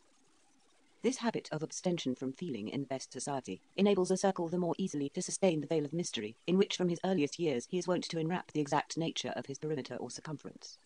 3 feet being the average perimeter, it follows that, in a polygon of 300 sides, each side will be no more than the 100th part of a foot in length, or little more than the 10th part of an inch. And in a polygon of 600 or 700 sides, the sides are little larger than the diameter of a Spaceland pinhead. It is always assumed, by courtesy, that the chief circle for the time being has 10,000 sides. The ascent of the posterity of the circles in the social scale is not restricted, as it is among the lower regular classes, by the law of nature, which limits the increase of sides to 1 in each generation. If it were so, the number of sides in a circle would be a mere question of pedigree and arithmetic, and the 497th descendant of an equilateral triangle would necessarily be a polygon with 500 sides. But this is not the case. Nature's law prescribes 2 antagonistic decrees affecting circular propagation. First, that as the race climbs higher in the scale of development, so development shall proceed at an accelerated pace. Second, that in the same proportion the race shall become less fertile. Consequently, in the home of a polygon of 400 or 500 sides, it is rare to find a son. More than one is never seen. On the other hand, the son of a 500-sided polygon has been known to possess 550 or even 600 sides. Art also steps in to help the process of the higher evolution. Our physicians have discovered that the small and tender sides of an infant polygon of the higher class can be fractured and his whole frame reset with such exactness that a polygon of 200 or 300 sides sometimes, by no means always, for the process is attended with serious risk, but sometimes overleaps 200 or 300 generations, and as it were doubles at a stroke the number of his progenitors and the nobility of his descent. Many a promising child is sacrificed in this way. Scarcely 1 out of 10 survives. Yet so strong is the parental ambition among those polygons who are, as it were, on the fringe of the circular class, that it is very rare to find a nobleman of that position in society who has neglected to place his firstborn son in the circular neo-therapeutic gymnasium before he has attained the age of a month. 1 year determines success or failure. At the end of that time, the child has, in all probability, added 1 more to the tombstones that crowd the neo-therapeutic cemetery. But on rare occasions, a glad procession bears back the little one to his exultant parents, no longer a polygon, but a circle, at least by courtesy. And a single instance of so blessed a result induces multitudes of polygonal parents to submit to similar domestic sacrifices, which have a dissimilar issue. Section 12 of the Doctrine of our Priests. As to the doctrine of the circles, it may briefly be summed up in a single maxim: attend to your configuration. Whether political, ecclesiastical, or moral, all their teaching has for its object the improvement of individual and collective configuration, with special reference, of course, to the configuration of the circles, to which all other objects are subordinated. It is the merit of the circles that they have effectually suppressed those ancient heresies which led men to waste energy and sympathy in the vain belief that conduct depends upon will, effort, training, encouragement, praise, or anything else but configuration. It was Pantocyclus, the illustrious circle mentioned above as the queller of the colour revolt, who first convinced mankind that configuration makes the man. that if, for example, you are born an isosceles with two uneven sides, you will assuredly go wrong unless you have them made even, for which purpose you must go to the isosceles hospital. Similarly, if you are a triangle or square or even a polygon born with any irregularity, you must be taken to one of the regular hospitals to have your disease cured. Otherwise you will end your days in the state prison or by the angle of the state executioner.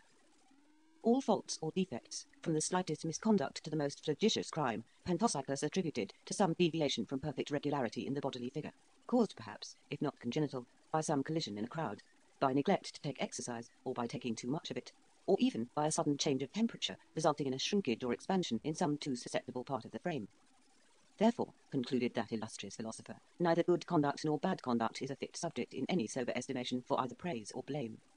For why should you praise, for example, the integrity of a square who faithfully defends the interests of his client, when you ought, in reality, rather to admire the exact precision of his rectangles? Or again, why blame a lying, thievish isosceles, when you ought rather to deplore the incurable inequality of his sides? Theoretically, this doctrine is unquestionable, but it has practical drawbacks.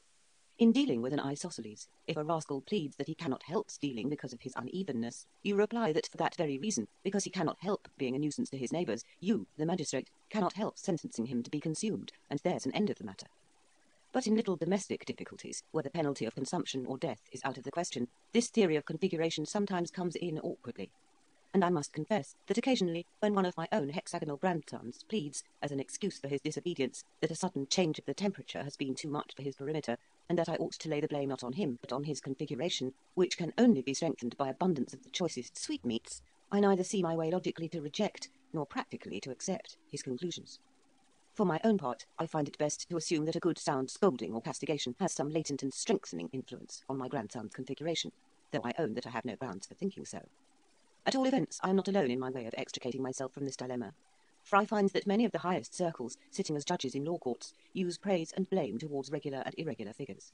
And in their homes, I know by experience that, when scolding their children, they speak about right or wrong as vehemently and passionately as if they believed that these names represented real existences, and that a human figure is really capable of choosing between them.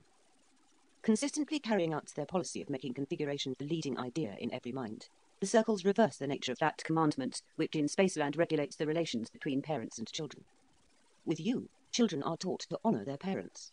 With us, next to the circles, who are the chief object of universal homage, a man is taught to honour his grandson, if he has one, or if not, his son.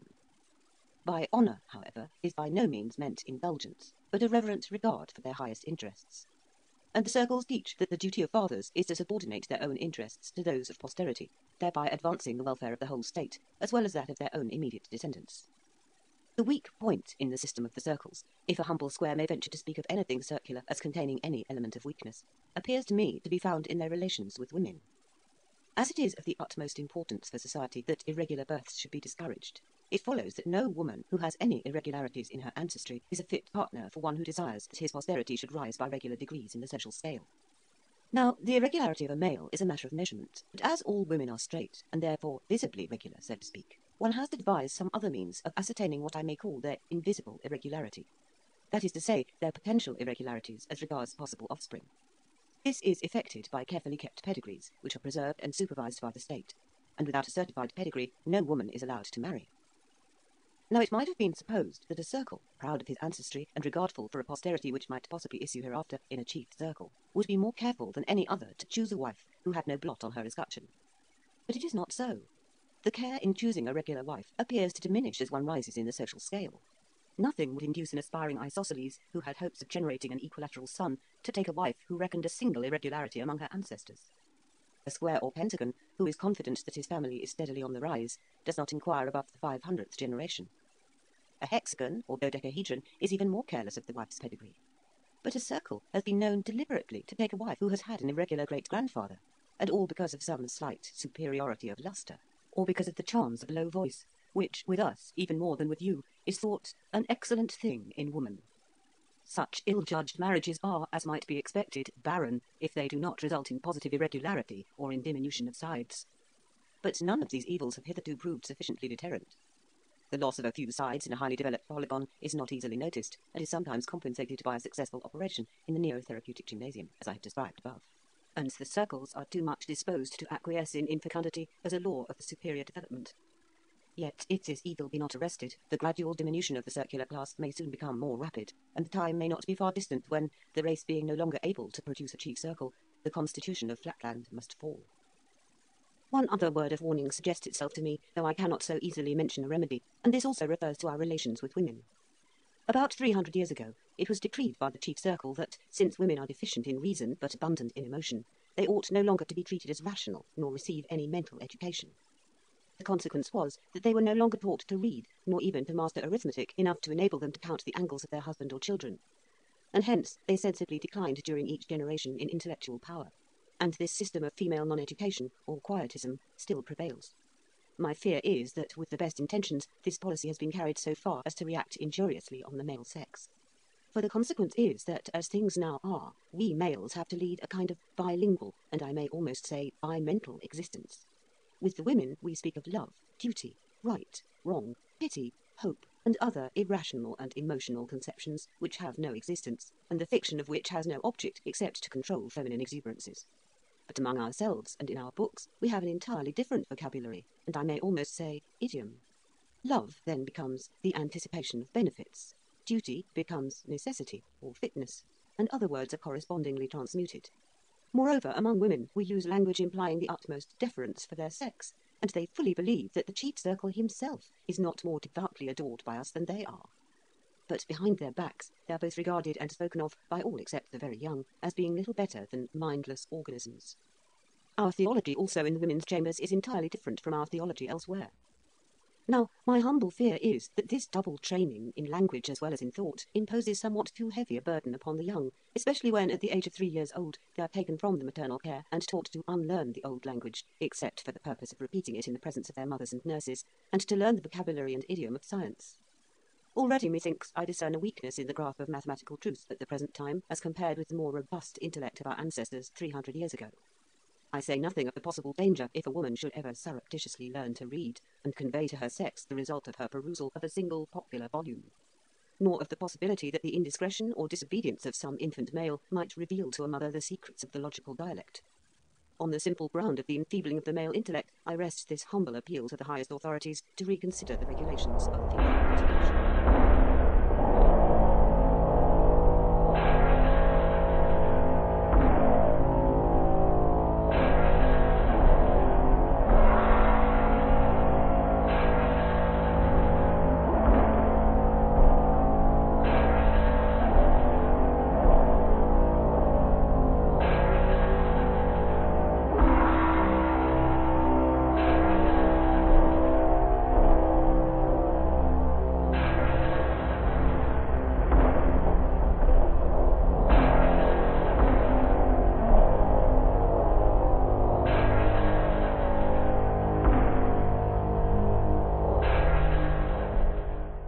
Part 2. Other Worlds. O brave new worlds that have such people in them. Section 13. How I had a vision of Lineland. It was the last day but one of the 1999th year of our era, and the first day of the long vacation. Having amused myself till a late hour with my favourite recreation of geometry, I had retired to rest with an unsolved problem in my mind. In the night I had a dream. Reader's note. The following paragraph makes reference to a diagram. The diagram is headed, My View of Lineland. Beneath this title, and centrally placed, is a square labelled Myself. Under that, from left to right on a horizontal plane, are 4 dots labelled Women, a short dash labelled A Boy, 6 longer dashes marked Men, then, directly below Myself, a thick dash labelled The King, with an eye looking out from either end. Under the eyes is written, The King's eyes much larger than the reality, showing that His Majesty could see nothing but a point. The horizontal line then continues towards the right, with 7 dashes marked Men, 1 dash marked A Boy, and 7 dots marked Women. End of reader's note. I saw before me a vast multitude of small straight lines, which I naturally assumed to be women, interspersed with other beings, still smaller, and of the nature of lustrous points, all moving to and fro in one and the same straight line, and, as nearly as I could judge, with the same velocity. A noise of confused, multitudinous chirping or twittering issued from them at intervals as long as they were moving, but sometimes they ceased from motion, and then all was silence. Approaching one of the largest of what I thought to be women, I accosted her, but received no answer. A second and third appeal on my part were equally ineffectual. Losing patience at what appeared to me intolerable rudeness, I brought my mouth into a position full in front of her mouth, so as to intercept her motion, and loudly repeated my question. Woman, what signifies this concourse, and this strange and confused chirping, and this monotonous motion to and fro in one and the same straight line? I am no woman, replied the small line. I am the monarch of the world. But thou, whence intrudest thou into my realm of Lineland? Receiving this abrupt reply, I begged pardon if I had in any way startled or molested his Royal Highness, and describing myself as a stranger, I besought the king to give me some account of his dominions. But I had the greatest possible difficulty in obtaining any information on points that really interested me, for the monarch could not refrain from constantly assuming that whatever was familiar to him must also be known to me, and that I was simulating ignorance in jest. However, by persevering questions, I elicited the following facts. It seemed that this poor ignorant monarch, as he called himself, was persuaded that the straight line which he called his kingdom, and in which he passed his existence, constituted the whole of the world, and indeed the whole of space. Not being able either to move or to see, save in his straight line, he had no conception of anything out of it. Though he had heard my voice when I first addressed him, the sounds had come to him in a manner so contrary to his experience that he had made no answer, seeing no man, as he expressed it, and hearing a voice, as it were, from my own intestines. Until the moment when I placed my mouth in his world, he had neither seen me nor heard anything except confused sounds, beating against what I called his side, but what he called his inside or stomach. Nor had he, even now, the least conception of the region from which I had come. Outside his world, or line, all was a blank to him. Nay, not even a blank, for a blank implies space. Say, rather, all was non-existent. His subjects, of whom the small lines were men and the points women, were all alike confined in motion and eyesight to that single straight line, which was their world. It need scarcely be added that the whole of their horizon was limited to a point. Nor could any one ever see anything but a point. Man, woman, child, thing, each was a point to the eye of a Linelander. Only by the sound of the voice could sex or age be distinguished. Moreover, as each individual occupied the whole of the narrow path, so to speak, which constituted his universe, and no one could move to the right or left to make way for passers-by, it followed that no Linelander could ever pass another. Once neighbours, always neighbours. Neighbourhood with them was like marriage with us. Neighbours remained neighbours till death did them part. Such a life, with all vision limited to a point, and all motion to a straight line, seemed to me inexpressibly dreary, and I was surprised to note the vivacity and cheerfulness of the king. Wondering whether it was possible, amid circumstances so unfavourable to domestic relations, to enjoy the pleasures of conjugal union, I hesitated for some time to question his Royal Highness on so delicate a subject. But at last I plunged into it by abruptly inquiring as to the health of his family. My wives and children, he replied, are well and happy. Staggered at this answer, for in the immediate proximity of the monarch, as I had noted in my dream before I entered Lineland, there were none but men, I ventured to reply, "Pardon me, but I cannot imagine how your Royal Highness can at any time either see or approach their Majesties when there are at least half a dozen intervening individuals whom you can neither see through nor pass by. Is it possible that in Lineland proximity is not necessary for marriage and for the generation of children?" "How can you ask so absurd a question?" replied the monarch. "If it were indeed as you suggest, the universe would soon be depopulated. No, neighbourhood is needless for the union of hearts, and the birth of children is too important a matter to have been allowed to depend on such an accident as proximity. You cannot be ignorant of this. Yet, since you are pleased to affect ignorance, I will instruct you as if you were the veriest baby in Lineland. Know then that marriages are consummated by means of the faculty of sound and the sense of hearing. You are, of course, aware that every man has two mouths or voices, as well as two eyes, a bass at one and a tenor at the other of his extremities. I should not mention this, but that I have been unable to distinguish your tenor in the course of our conversation." I replied that I had but one voice, and that I had not been aware that his Royal Highness had two. "That confirms my impression," said the king, "that you are not a man, but a feminine monstrosity with a bass voice and an utterly uneducated ear. But to continue. Nature herself having ordained that every man should wed two wives." "Why two?" asked I. "You carry your affected simplicity too far," he cried. "How can there be a completely harmonious union without the combination of the four in one, viz. the bass and tenor of the man, and the soprano and contralto of the two women?" "But supposing," said I, "that a man should prefer one wife, or three?" "It is impossible," he said. "It is as inconceivable as that two and one should make five, or that the human eye should see a straight line." I would have interrupted him, but he proceeded as follows. "Once in the middle of each week, a law of nature compels us to move to and fro with a rhythmic motion of more than usual violence, which continues for the time you would take to count 101. In the midst of this choral dance, at the 51st pulsation, the inhabitants of the universe pause in full career, and each individual sends forth his richest, fullest, sweetest strain. It is in this decisive moment that all our marriages are made. So exquisite is the adaptation of bass to treble, of tenor to contralto, that oftentimes the loved ones, though 20,000 leagues away, recognise at once the responsive note of their destined lover, and penetrating the paltry obstacles of distance, love unites the three. The marriage in that instant consummated results in a threefold male and female offspring, which takes its place in Lineland. What, always threefold? Said I. Must one wife then always have twins? Base-voiced monstrosity! Yes, replied the king. How else could the balance of the sexes be maintained if 2 girls were not born for every boy? Would you ignore the very alphabet of nature? He ceased, speechless for fury, and some time elapsed before I could induce him to resume his narrative. You will not, of course, suppose that every bachelor among us finds his mates at the first wooing in this universal marriage chorus. On the contrary, the process is by most of us many times repeated. Few are the hearts whose happy lot it is at once to recognise in each other's voices the partner intended for them by Providence, and to fly into a reciprocal and perfectly harmonious embrace. With most of us, the courtship is of long duration. The wooer's voices may perhaps accord with one of the future wives, but not with both, or not at first with either, or the soprano and contralto may not quite harmonise. In such cases, nature has provided that every weekly chorus shall bring the 3 lovers into closer harmony. Each trial of voice, each fresh discovery of discord, almost imperceptibly induces the less perfect to modify his or her vocal utterance, so as to approximate to the more perfect. And after many trials and many approximations, the result is at last achieved. There comes a day at last when, while the wonted marriage chorus goes forth from universal Lineland, the 3 far-off lovers suddenly find themselves in exact harmony, and before they are aware, the wedded triplet is wrapped vocally into a duplicate embrace, and nature rejoices over 1 more marriage and over 3 more births. Section 14. How I vainly tried to explain the nature of Flatland. Thinking that it was time to bring down the monarch from his raptures to the level of common sense, I determined to endeavour to open up to him some glimpses of the truth, that is to say, of the nature of things in Flatland. So I began thus. How does your Royal Highness distinguish the shapes and positions of his subjects?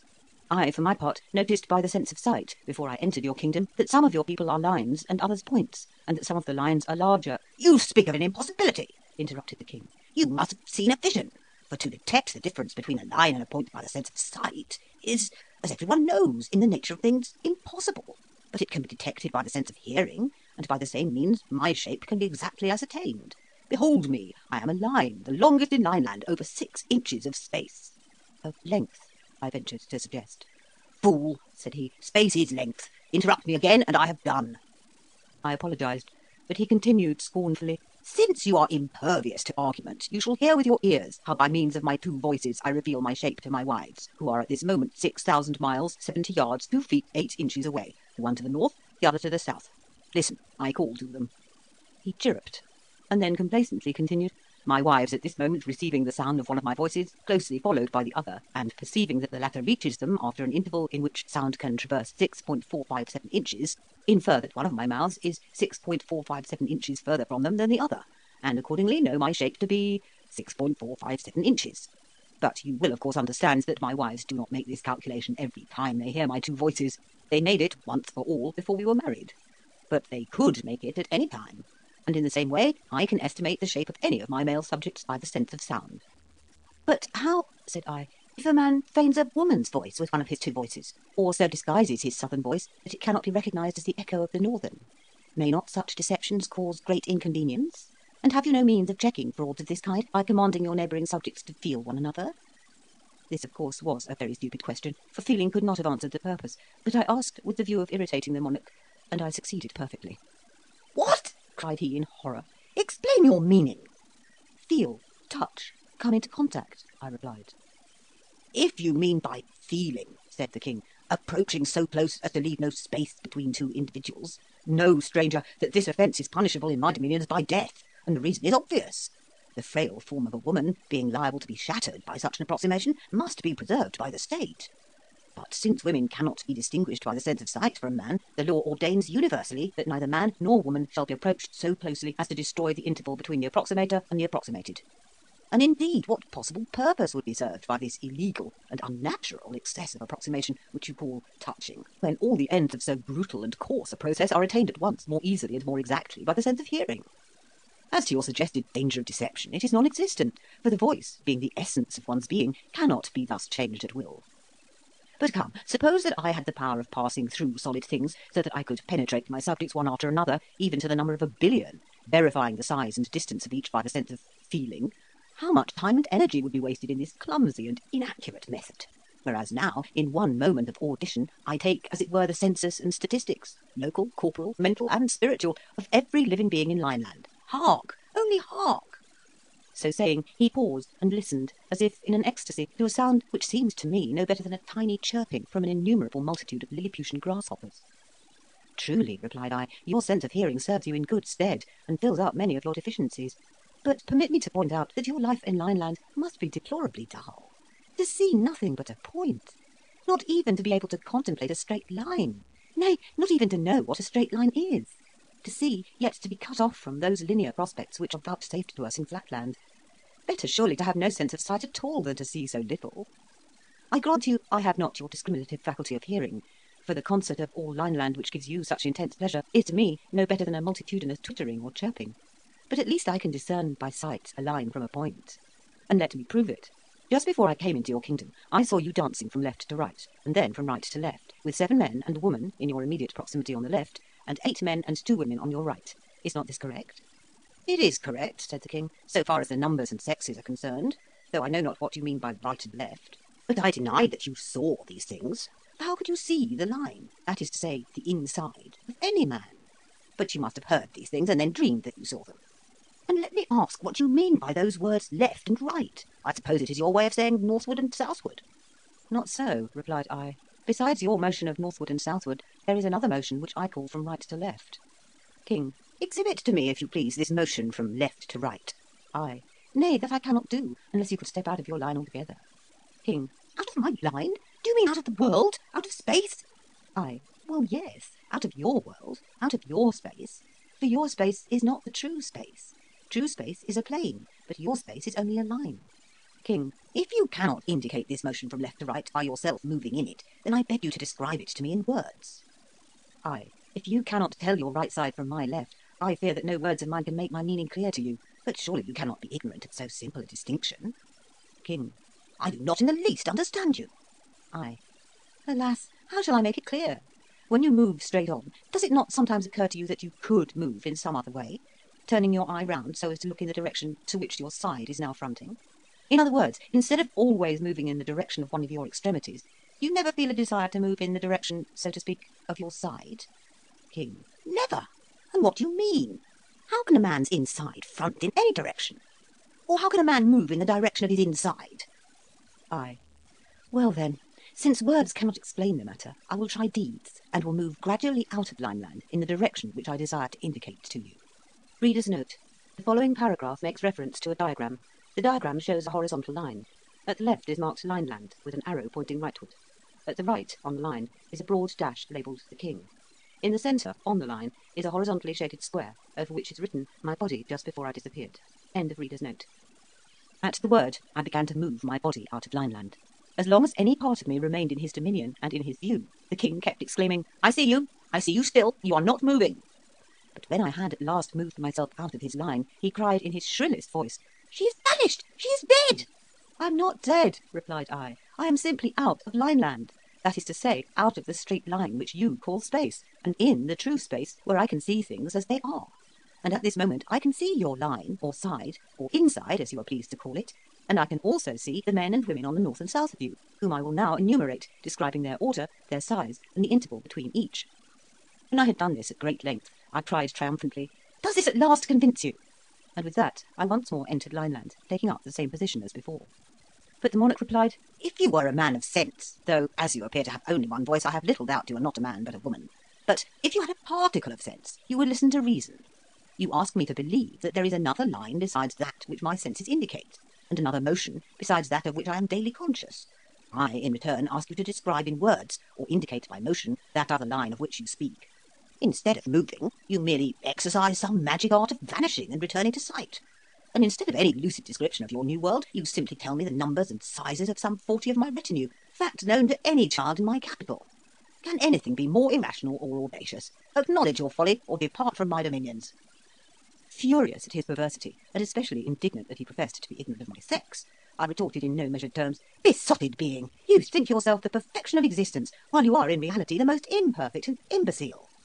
You profess to see, whereas you can see nothing but a point. You plume yourself on inferring the existence of a straight line, but I can see straight lines and infer the existence of angles, triangles, squares, pentagons, hexagons, and even circles. Why waste more words? Suffice it that I am the completion of your incomplete self. You are a line, but I am a line of lines, called in my country a square. And even I, infinitely superior though I am to you, am of little account among the great nobles of Flatland, whence I have come to visit you, in the hope of enlightening your ignorance. Hearing these words, the king advanced towards me with a menacing cry, as if to pierce me through the diagonal. And in that same moment there arose from myriads of his subjects a multitudinous war-cry, increasing in vehemence, till at last methought it rivalled the roar of an army of 100,000 isosceles and the artillery of 1,000 pentagons. Spellbound and motionless, I could neither speak nor move to avert the impending destruction. And still the noise grew louder and the king came closer, when I awoke to find the breakfast bell recalling me to the realities of Flatland.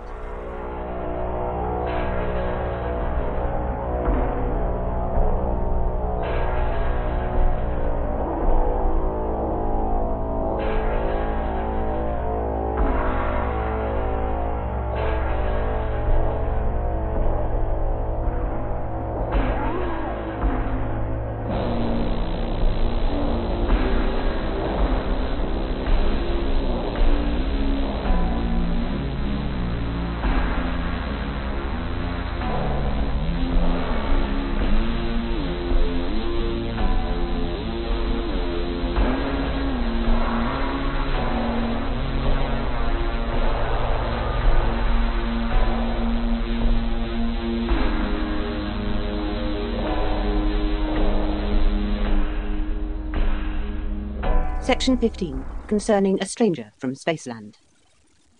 From dreams I proceed to facts. It was the last day of the 1999th year of our era. The pattering of the rain had long ago announced nightfall, and I was sitting in the company of my wife, musing on the events of the past and the prospects of the coming year, the coming century, the coming millennium. Footnote. When I say sitting, of course I do not mean any change of attitude such as you in Spaceland signify by that word. For as we have no feet, we can no more sit nor stand, in your sense of the word, than one of your souls or Flanders. Nevertheless, we perfectly well recognise the different mental states of volition implied in lying, sitting, and standing, which are to some extent indicated to a beholder by a slight increase of lustre corresponding to the increase of volition. But on this, and 1,000 other kindred subjects, time forbids me to dwell. End of footnote. My 4 sons and 2 orphan grandchildren had retired to their several apartments, and my wife alone remained with me to see the old millennium out, and the new one in. I was wrapped in thought, pondering in my mind some words that had casually issued from the mouth of my youngest grandson, a most promising young hexagon of unusual brilliancy and perfect angularity.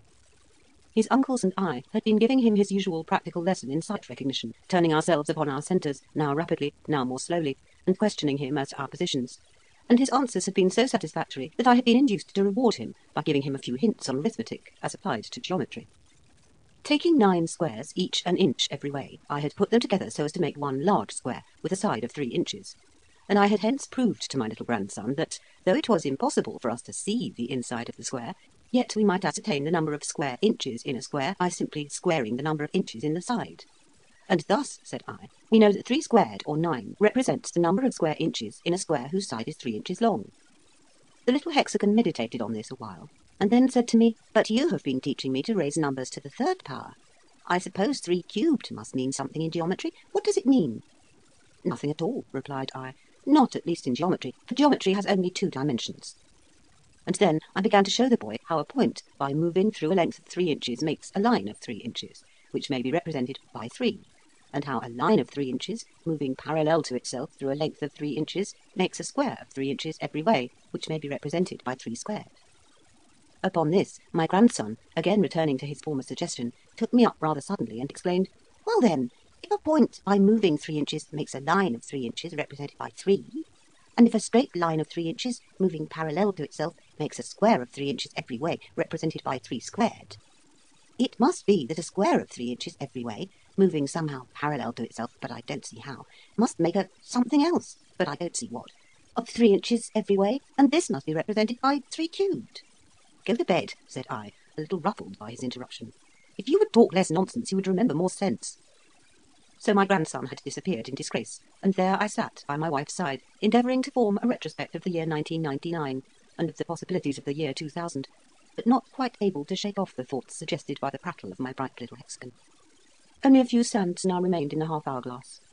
Rousing myself from my reverie, I turned the glass northward for the last time in the old millennium, and in the act I exclaimed aloud, "The boy is a fool!" Straightway I became conscious of a presence in the room, and a chilling breath thrilled through my very being. "He is no such thing," cried my wife, "and you are breaking the commandments in thus dishonouring your own grandson." But I took no notice of her. Looking round in every direction, I could see nothing, yet still I felt a presence, and shivered as the cold whisper came again. I started up. "What is the matter?" said my wife. "There is no draught. What are you looking for? There is nothing." There was nothing, and I resumed my seat, again exclaiming, "The boy is a fool, I say. 3 cubed can have no meaning in geometry." At once there came a distinctly audible reply. "The boy is not a fool, and 3 cubed has an obvious geometrical meaning." My wife, as well as myself, heard the words, although she did not understand their meaning, and both of us sprang forward in the direction of the sound. What was our horror when we saw before us a figure! At the first glance it appeared to be a woman seen sideways, but a moment's observation showed me that the extremities passed into dimness too rapidly to represent one of the female sex, and I should have thought it a circle, only that it seemed to change its size in a manner impossible for a circle, or for any irregular figure of which I had had experience. But my wife had not my experience, nor the coolness necessary to note these characteristics. With the usual hastiness and unreasoning jealousy of her sex, she flew at once to the conclusion that a woman had entered the house through some small aperture. "How comes this person here?" she exclaimed. "You promised me, my dear, that there should be no ventilators in our new house." "Nor are there any," said I. "But what makes you think that the stranger is a woman?" "I see by my power of sight recognition." "Oh, I have no patience with your sight recognition," replied she. "Feeling is believing, and a straight line to the touch is worth a circle to the sight. 2 proverbs very common with the frail sex in Flatland." "Well," said I, for I was afraid of irritating her, "if it must be so, demand an introduction." Assuming her most gracious manner, my wife advanced towards the stranger. "Permit me, madam, to feel and be felt by—" Then suddenly recoiling, "Oh, it is not a woman, and there are no angles either, not a trace of one. Can it be that I have so misbehaved to a perfect circle?" "I am indeed, in a sense, a circle," replied the voice, "and a more perfect circle than any in Flatland. But, to speak more accurately, I am many circles in one." Then he added more mildly, "I have a message, dear madam, to your husband, which I must not deliver in your presence, and if you would suffer us to retire for a few minutes—" But my wife would not listen to the proposal that our august visitor should so incommode himself, and assuring the circle that the hour for her own retirement had long passed, with many reiterated apologies for her recent indiscretion, she at last retreated to her apartment. I glanced at the half-hour glass. The last sands had fallen. The second millennium had begun. Section 16. How the stranger vainly endeavoured to reveal to me in words the mysteries of Spaceland. As soon as the sound of my wife's retreating footsteps had died away, I began to approach the stranger, with the intention of taking a nearer view, and of bidding him be seated, but his appearance struck me dumb and motionless with astonishment. Without the slightest symptoms of angularity, he nevertheless varied every instant, with gradations of size and brightness scarcely possible for any figure within the scope of my experience. The thought flashed across me that I might have before me a burglar or cutthroat, some monstrous, irregular isosceles, who, by feigning the voice of a circle, had obtained admission somehow into the house, and was now preparing to stab me with his acute angle. In a sitting-room, the absence of fog, and the season happened to be remarkably dry, made it difficult for me to trust to sight recognition, especially at the short distance at which I was standing. Desperate with fear, I rushed forward with an unceremonious, "You must permit me, sir," and felt him. My wife was right. There was not the trace of an angle, not the slightest roughness or inequality. Never in my life had I met with a more perfect circle. He remained motionless while I walked round him, beginning from his eye and returning to it again. Circular he was throughout, a perfectly satisfactory circle. There could not be a doubt of it. Then followed a dialogue, which I will endeavour to set down as near as I can recollect it, omitting only some of my profuse apologies, for I was covered with shame and humiliation that I, a square, should have been guilty of the impertinence of feeling a circle. It was commenced by the stranger, with some impatience at the lengthiness of my introductory process. Stranger: "Have you felt me enough by this time? Are you not introduced to me yet?" I: "Most illustrious sir, excuse my awkwardness, which arises not from ignorance of the usages of polite society, but from a little surprise and nervousness consequent on this somewhat unexpected visit, and I beseech you to reveal my indiscretion to no one, and especially not to my wife. But before your lordship enters into further communications, would he deign to satisfy the curiosity of one who would gladly know whence his visitor came?" Stranger: "From space. From space, sir. Whence else?" I: "Pardon me, my lord, but is not your lordship already in space? Your lordship and his humble servant, even at this moment?" Stranger: "Pooh! What do you know of space? Define space." I: "Space, my lord, is height and breadth, indefinitely prolonged." Stranger: "Exactly. You see, you do not even know what space is. You think it is of 2 dimensions only, but I have come to announce to you a third, height, breadth, and length. Aye, your lordship is pleased to be merry. We also speak of length and height, or breadth and thickness, thus denoting 2 dimensions by 4 names. Stranger, but I mean not only 3 names, but 3 dimensions. Aye. Would your lordship indicate or explain to me in what direction is the 3rd dimension, unknown to me? Stranger, I came from it. It is up above and down below. Aye. My lord means seemingly that it is northward and southward. Stranger, I mean nothing of the kind. I mean a direction in which you cannot look, because you have no eye in your side. Aye. Pardon me, my lord. A moment's inspection will convince your lordship that I have a perfect luminary at the juncture of 2 of my sides. Stranger, yes, but in order to see into space, you ought to have an eye not on your perimeter, but on your side. That is, on what you would probably call your inside, but we in Spaceland should call it your side. Aye. An eye in my inside? An eye in my stomach? Your lordship jests. Stranger, I am in no jesting humour. I tell you that I come from space, or, since you will not understand what space means, from the land of 3 dimensions, whence I but lately looked down upon your plane, which you call space, forsooth. From that position of advantage I discerned all that you speak of as solid, by which you mean enclosed on 4 sides, your houses, your churches, your very chests and safes. Yes, even your insides and stomachs, all lying open and exposed to my view. Aye, such assertions are easily made, my lord. Stranger, but not easily proved, you mean. But I mean to prove mine. When I descended here, I saw your 4 sons, the pentagons, each in his apartment, and your 2 grandsons, the hexagons. I saw your youngest hexagon remain a while with you, and then retire to his room, leaving you and your wife alone. I saw your isosceles servants, 3 in number, in the kitchen at supper, and the little page in the scullery. Then I came here, and how do you think I came? Aye, through the roof, I suppose. Stranger, not so. Your roof, as you know very well, has been recently repaired, and has no aperture by which even a woman could penetrate. I tell you, I come from space. Are you not convinced by what I have told you of your children and household? Aye, your lordship must be aware that such facts touching the belongings of his humble servant might be easily ascertained by anyone in the neighbourhood possessing your lordship's ample means of obtaining information. Stranger, how shall I convince him? Surely a plain statement of facts, followed by ocular demonstration, ought to suffice. Now, sir, listen to me. You are living on a plain. What you style Flatland is the vast level surface of what I may call a fluid, on or in the top of which you and your countrymen move about, without rising above it or falling below it. I am not a plane figure, but a solid. You call me a circle, but in reality I'm not a circle, but an infinite number of circles, of size varying from a point to a circle of 13 inches in diameter, one placed on the top of the other. When I cut through your plane, as I am now doing, I make in your plane a section which you, very rightly, call a circle. For even a sphere, which is my proper name in my own country, if he manifest himself at all to an inhabitant of Flatland, must needs manifest himself as a circle. Do you not remember, for I who see all things discerned last night the phantasmal vision of Lineland written upon your brain, do you not remember, I say, how, when you entered the realm of Lineland, you were compelled to manifest yourself to the king, not as a square, but as a line? Because that linear realm had not dimensions enough to represent the whole of you, but only a slice or section of you. In precisely the same way, your country of 2 dimensions is not spacious enough to represent me, a being 3, but can only exhibit a slice or section of me, which is what you call a circle. The diminished brightness of your eye indicates incredulity, but now prepare to receive proof positive of the truth of my assertions. You cannot indeed see more than one of my sections or circles at a time, for you have no power to raise your eye out of the plane of Flatland, but you can at least see that as I rise in space, so my section becomes smaller.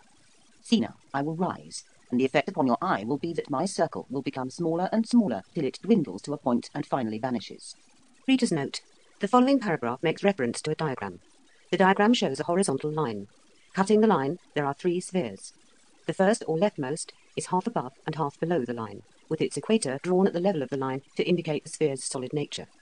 Over it is written, "The sphere with his section at full size." The second, or central sphere, is positioned about 5/6 above the line and 1/6 below, with a circumference drawn at the level of the line. This is labelled 2, the sphere rising. The third, or right-hand sphere, is nearly all above the line, with just a sliver below, the circumference being drawn at the level of the line. This is labelled 3, the sphere on the point of vanishing. At the right-hand end of the line, there is an eye marked My Eye, looking towards the left. End of reader's note. There was no rising that I could see, but he diminished and finally vanished. I winked once or twice to make sure that I was not dreaming, but it was no dream, for from the depths of nowhere came forth a hollow voice, close to my heart it seemed. Am I quite gone? Are you convinced now?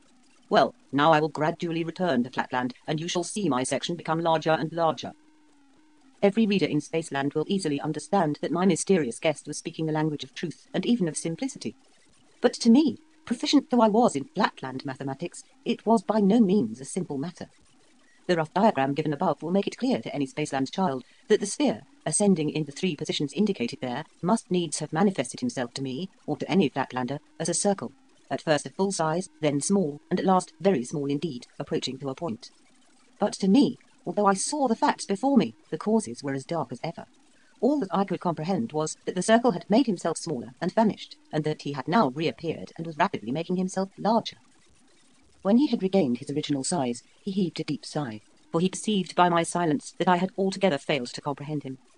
And indeed, I was now inclining to the belief that he must be no circle at all, but some extremely clever juggler, or else that the old wives' tales were true, and that after all there were such people as enchanters and magicians. After a long pause, he muttered to himself, "One resource alone remains if I am not to resort to action. I must try the method of analogy." Then followed a still longer silence, after which he continued our dialogue. Sphere. Tell me, Mr. Mathematician, if a point moves northward and leaves a luminous wake, what name would you give to the wake? I. A straight line. Sphere. And a straight line has how many extremities? I. 2. Sphere. Now conceive the northward straight line, moving parallel to itself, east and west, so that every point in it leaves behind it the wake of a straight line. What name will you give to the figure thereby formed? We will suppose that it moves through a distance equal to the original straight line. What name, I say? I. A square. Sphere. And how many sides has a square, and how many angles? I. 4 sides and 4 angles.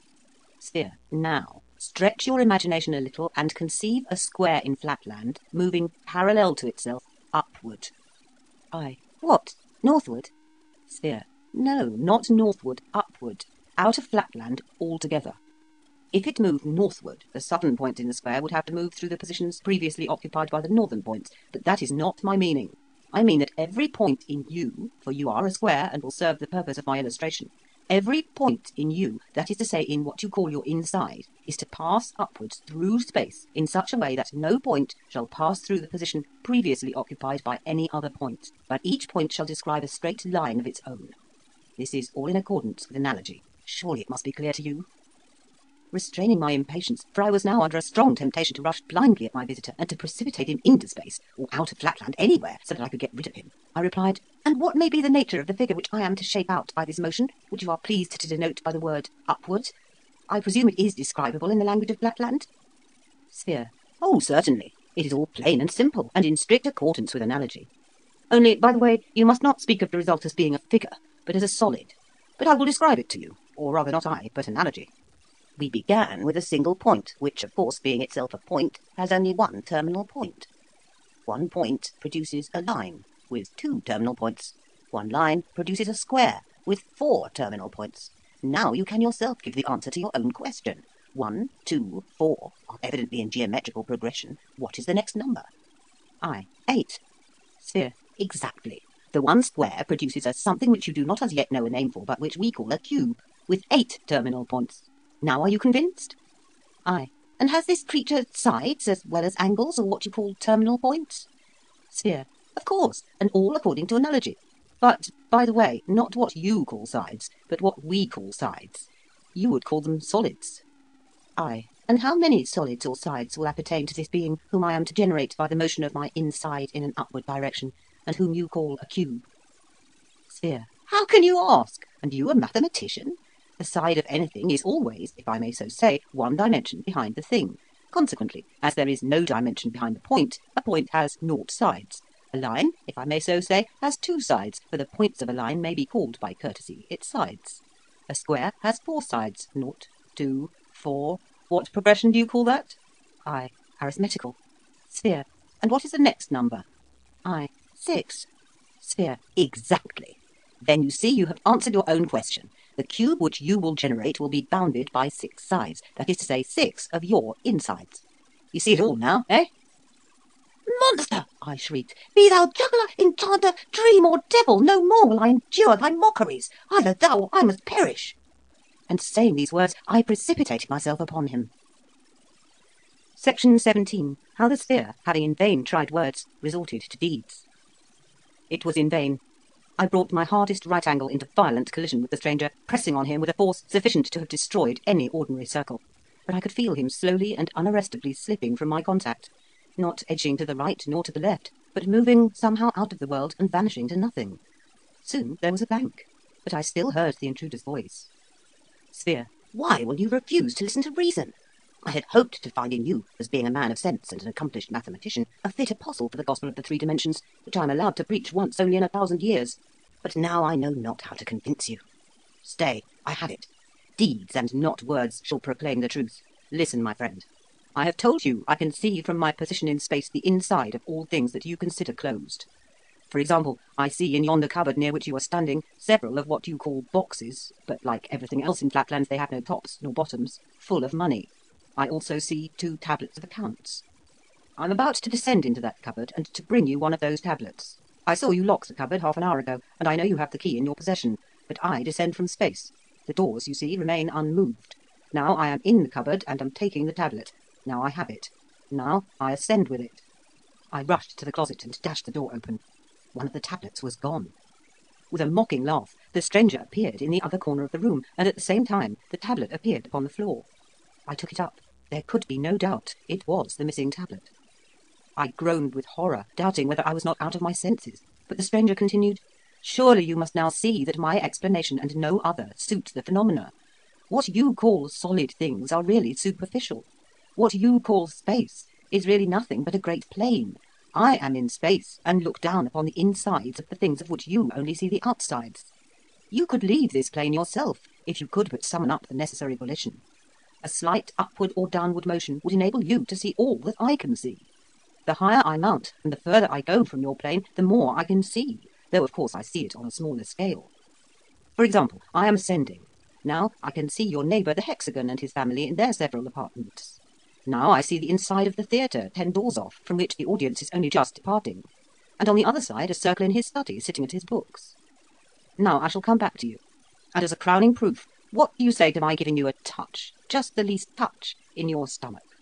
It will not seriously injure you, and the slight pain you may suffer cannot be compared with the mental benefit you will receive." Before I could utter a word of remonstrance, I felt a shooting pain in my inside, and a demoniacal laugh seemed to issue from within me.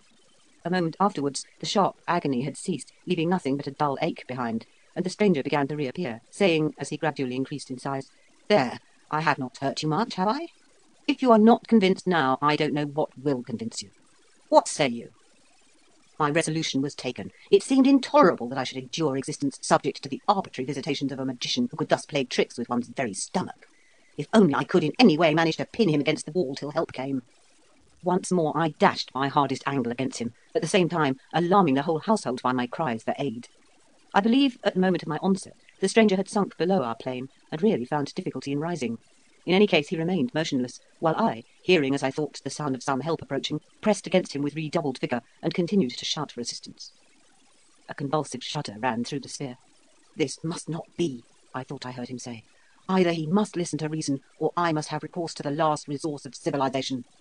Then, addressing me in a louder tone, he hurriedly exclaimed, "Listen!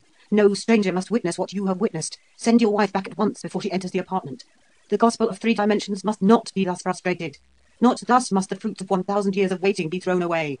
I hear her coming. Back, back, away from me, or you must go with me, whither you know not, into the land of 3 dimensions."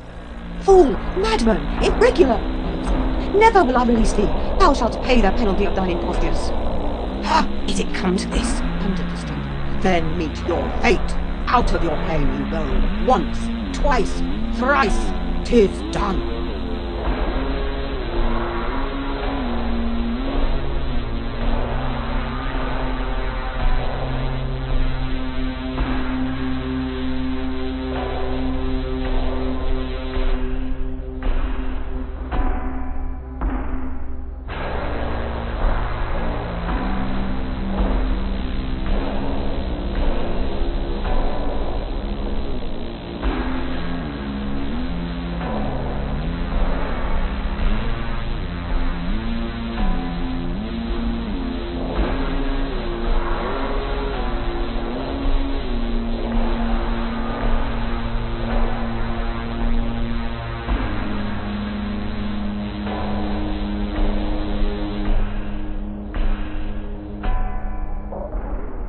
Section 18. How I came to Spaceland and what I saw there. An unspeakable horror seized me. There was a darkness, then a dizzy, sickening sensation of sight that was not like seeing. I saw a line that was no line, space that was not space. I was myself, and not myself. When I could find voice, I shrieked aloud in agony, "Either this is madness or it is hell!" "It is neither," calmly replied the voice of the sphere. "It is knowledge. It is 3 dimensions. Open your eye once again and try to look steadily." I looked, and behold, a new world. There stood before me, visibly incorporate, all that I had before inferred, conjectured, dreamed, of perfect circular beauty. What seemed the centre of the stranger's form lay open to my view. Yet I could see no heart, nor lungs, nor arteries, only a beautiful, harmonious something, for which I had no words. But you, my readers in Spaceland, would call it the surface of the sphere. Prostrating myself mentally before my guide, I cried, "How is it, O divine ideal of consummate loveliness and wisdom, that I see thy inside, and yet cannot discern thy heart, thy lungs, thy arteries, thy liver?" "What you think you see not," he replied. "It is not given to you nor to any other being to behold my internal parts. I am of a different order of beings from those in Flatland.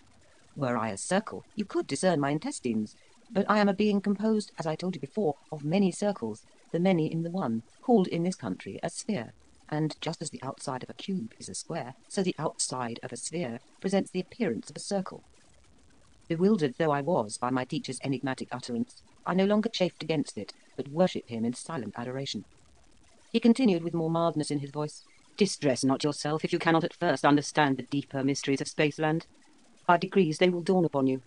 Let us begin by casting back a glance at the region whence you came. Return with me a while to the plains of Flatland, and I will show you that which you have so often reasoned and thought about, but never seen with the sense of sight, a visible angle." "Impossible!" I cried. But, the sphere leading the way, I followed as if in a dream, till once more his voice arrested me. "Look yonder, and behold your own pentagonal house and all its inmates." Reader's note: the following paragraph refers to a detailed diagram. The diagram shows the points of the compass with north at the top. Next to this, there is a large, equal-sided pentagon, sitting on a horizontal base. Centrally placed on the lower left edge of the pentagon, there is an opening labelled Men's Door, the size of the opening being about a quarter of the length of that edge. This door leads into a large central space labelled the Hall, which is otherwise surrounded by rooms. The position of these rooms will now be described. Clockwise from the northern point, the upper right edge is divided equally between 2 rooms, labelled in order my study and my bedroom. The left-hand wall of the study runs vertically down from the northern point, and the right-hand wall is parallel to the lower right edge of the pentagon. The study has a door into the hall, and there is an isosceles triangle inside, labelled the page. Sharing a wall with the study is my rhomboid-shaped bedroom, the right-hand wall of which is the top quarter of the lower right-hand edge of the pentagon. It shares a wall and communicating door with the room to the south, labelled my wife's apartment. About 3/10 down the lower right edge, there is a narrow opening labelled women's door. This leads into a long, narrow room labelled my wife's apartment. This room has doorways into my bedroom above, into the hall to the left, and into the room to the south, also long and narrow, where a straight line is marked my daughter. The only door from my daughter's room is into my wife's apartment. Continuing clockwise down the lower right edge of the pentagon, the next room is a long and wide room with 2 openings into the hall. Inside are 3 isosceles triangles of varying acuteness. The uppermost and most acute is labelled the scullion, the next and middle-sized is labelled the footman, and the lowest and least acute is labelled the butler. At the bottom right point of the pentagon, a large corner room is labelled the cellar and has a door into the hall. Along the left half of the bottom or southern edge, there are 2 small rooms, each with a door into the hall, and each with a hexagon inside, labelled my grandson's. Continuing clockwise up the left side of the pentagon, between the men's door and the northern point, there are 4 small rooms. Each of these rooms, labelled my son's, has a pentagon inside it and a door into the hall. In the middle of the central hall is a straight line, labelled my wife. Outside the pentagon, one at each end of the bottom or southern edge, are 2 very acute isosceles triangles, each labelled policeman. End of reader's note. I looked below, and saw with my physical eye all that domestic individuality which I had hitherto merely inferred with the understanding. And how poor and shadowy was the inferred conjecture in comparison with the reality which I now beheld. My 4 sons calmly asleep in the northwestern rooms, my 2 orphan grandsons to the south, the servants, the butler, my daughter, all in their several apartments. Only my affectionate wife, alarmed by my continued absence, had quitted her room and was roving up and down in the hall, anxiously awaiting my return. Also the page, aroused by my cries, had left his room, and, under pretext of ascertaining whether I had fallen somewhere in a faint, was prying into the cabinet in my study. All this I could now see, not merely infer. And as we came nearer and nearer, I could discern even the contents of my cabinet, and the 2 chests of gold, and the tablets of which the sphere had made mention. Touched by my wife's distress, I would have sprung downward to reassure her, but I found myself incapable of motion. "Trouble not yourself about your wife," said my guide. "She will not be long left in anxiety. Meantime, let us take a survey of Flatland." Once more I felt myself rising through space. It was even as the sphere had said. The further we receded from the object we beheld, the larger became the field of vision. My native city, with the interior of every house and every creature therein, lay open to my view in miniature.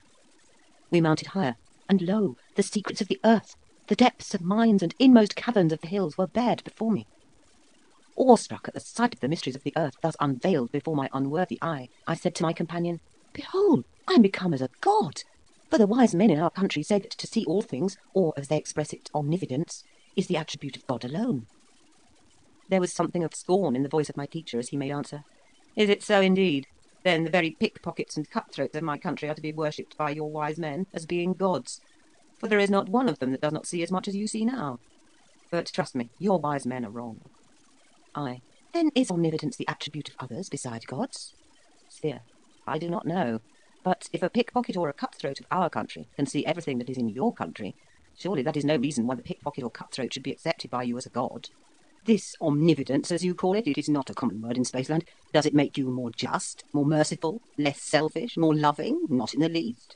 Then how does it make you more divine?" I. "More merciful, more loving? But these are the qualities of women.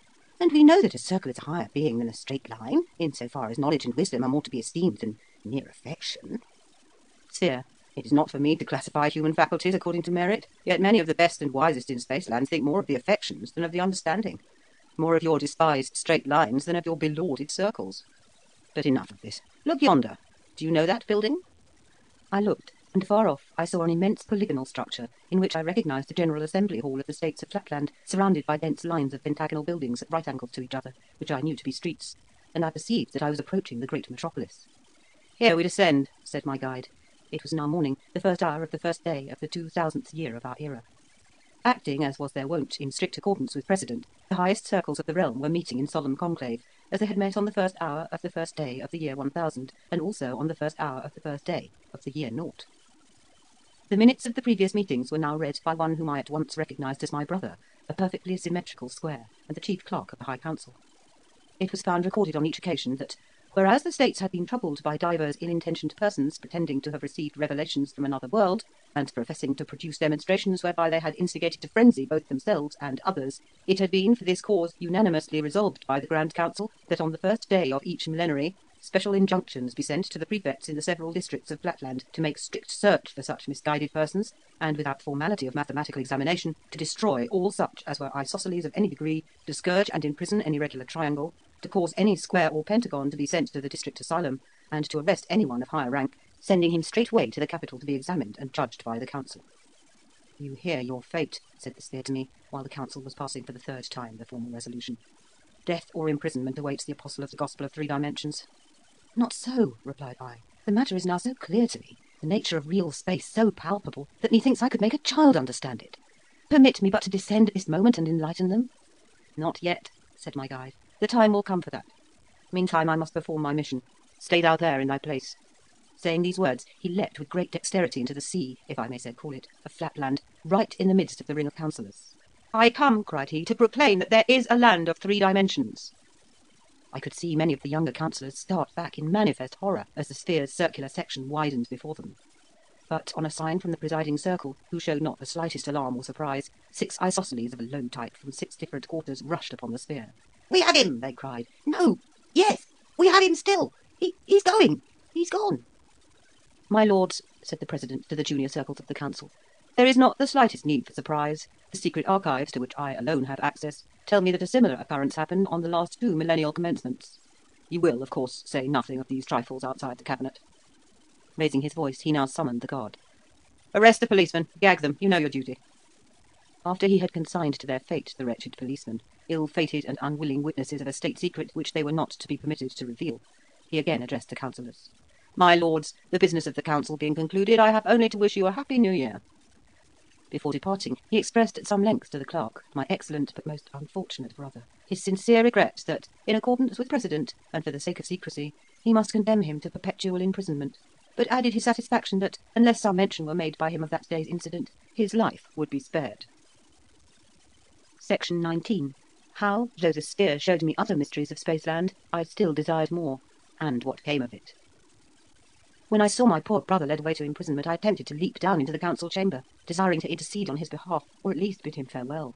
But I found that I had no motion of my own. I absolutely depended on the volition of my guide, who said in gloomy tones, Heed not thy brother. Haply thou shalt have ample time hereafter to condole with him. Follow me. Reader's note. The following paragraph makes reference to a diagram. Diagram 1 shows a three-dimensional cube, with visible edges drawn and hidden edges dotted, giving it a three-dimensional appearance. Horizontal shading makes it appear that the cube is made up of many layers. Diagram 2 shows the same figure, but all lines indicating perspective are missing, with the effect that it no longer appears to be solid, but looks like a two-dimensional irregular hexagonal figure. End of reader's note.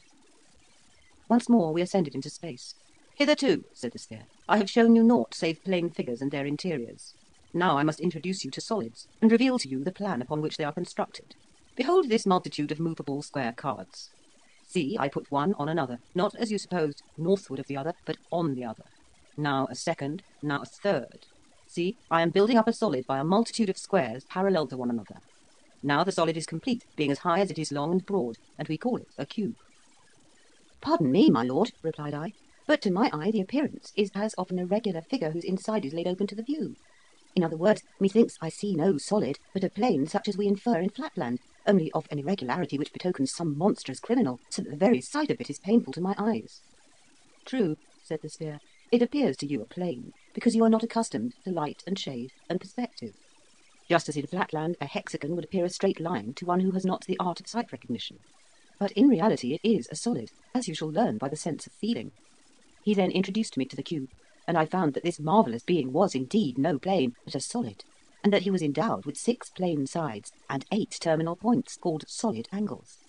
And I remembered the saying of the sphere that just such a creature as this would be formed by a square moving, in space, parallel to himself. And I rejoiced to think that so insignificant a creature as I could in some sense be called the progenitor of so illustrious an offspring.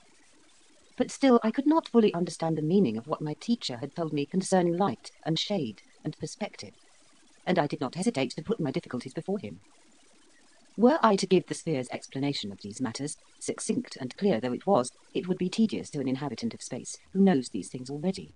Suffice it that by his lucid statements, and by changing the position of objects and lights, and by allowing me to feel the several objects, and even his own sacred person, he at last made all things clear to me, so that I could now readily distinguish between a circle and a sphere, a plane figure and a solid.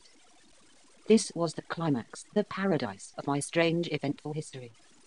Henceforth I have to relate the story of my miserable fall, most miserable, yet surely most undeserved. For why should the thirst for knowledge be aroused, only to be disappointed and punished? My volition shrinks from the painful task of recalling my humiliation. Yet, like a second Prometheus, I will endure this and worse, if by any means I may arouse in the interiors of plain and solid humanity a spirit of rebellion against the conceit which would limit our dimensions to 2 or 3 or any number short of infinity. Away then with all personal considerations. Let me continue to the end, as I began, without further digressions or anticipations, pursuing the plain path of dispassionate history. The exact facts, the exact words, and they are burnt in upon my brain, shall be set down without alteration of an iota, and let my readers judge between me and destiny. The sphere would willingly have continued his lessons by indoctrinating me in the conformation of all regular solids, cylinders, cones, pyramids, pentahedrons, hexahedrons, dodecahedrons, and spheres, but I ventured to interrupt him.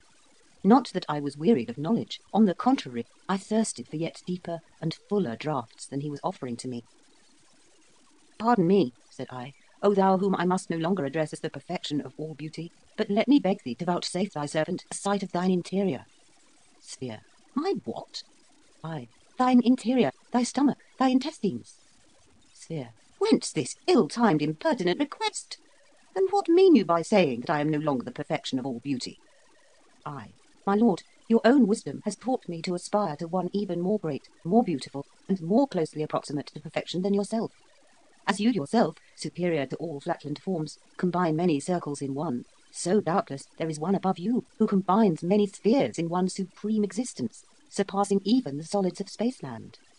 And even as we, who are now in space, look down on Flatland and see the insides of all things, so of a certainty there is yet above us some higher, purer region, whither thou dost surely purpose to lead me, O thou whom I shall always call everywhere and in all dimensions my priest, philosopher, and friend, some yet more spacious space, some more dimensionable dimensionality, from the vantage ground of which we shall look down together upon the revealed insides of solid things, and where thine own intestines and those of thy kindred spheres will lie exposed to the view of the poor wandering exile from Flatland, to whom so much has already been vouchsafed.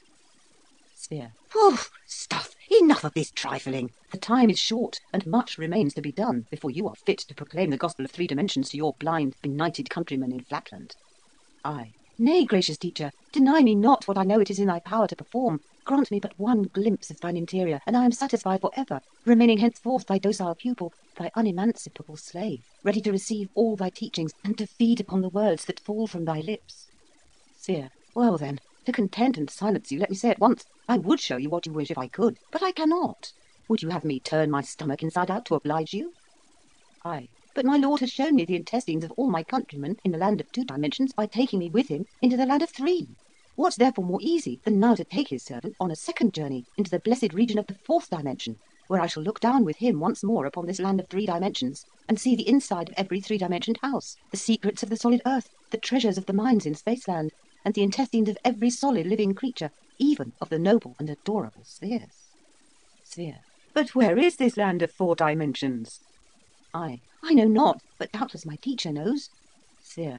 Not I. There is no such land. The very idea of it is utterly inconceivable.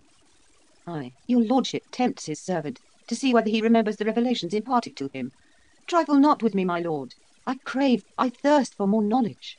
Doubtless we cannot see that other higher spaceland now, because we have no eye in our stomachs. But just as there was the realm of Flatland, though that poor puny Lineland monarch could neither turn to left nor right to discern it, and just as there was, close at hand and touching my frame, the land of 3 dimensions, though I, blind, senseless wretch, had no power to touch it, no eye in my interior to discern it, so of a surety there is a 4th dimension, which my lord perceives with the inner eye of thought. And that it must exist, my lord himself has taught me. Or can he have forgotten what he himself imparted to his servant? In 1 dimension, did not a moving point produce a line with 2 terminal points?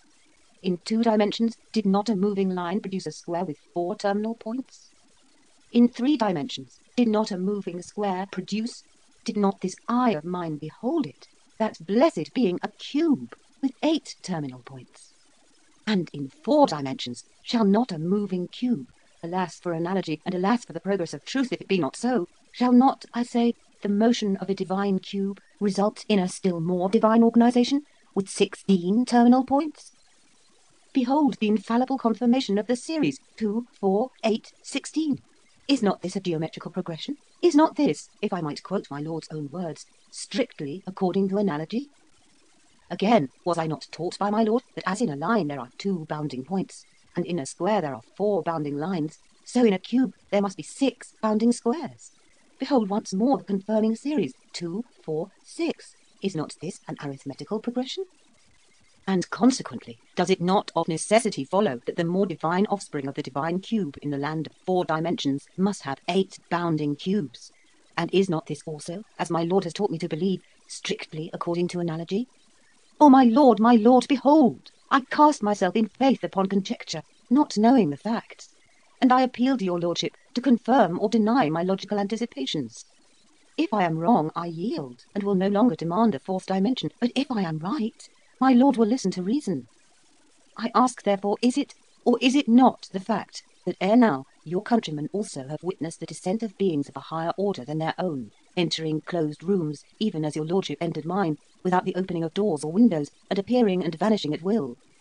On the reply to this question I am ready to stake everything. Deny it, and I am henceforth silent. Only vouchsafe an answer. Sphere, after a pause. It is reported so.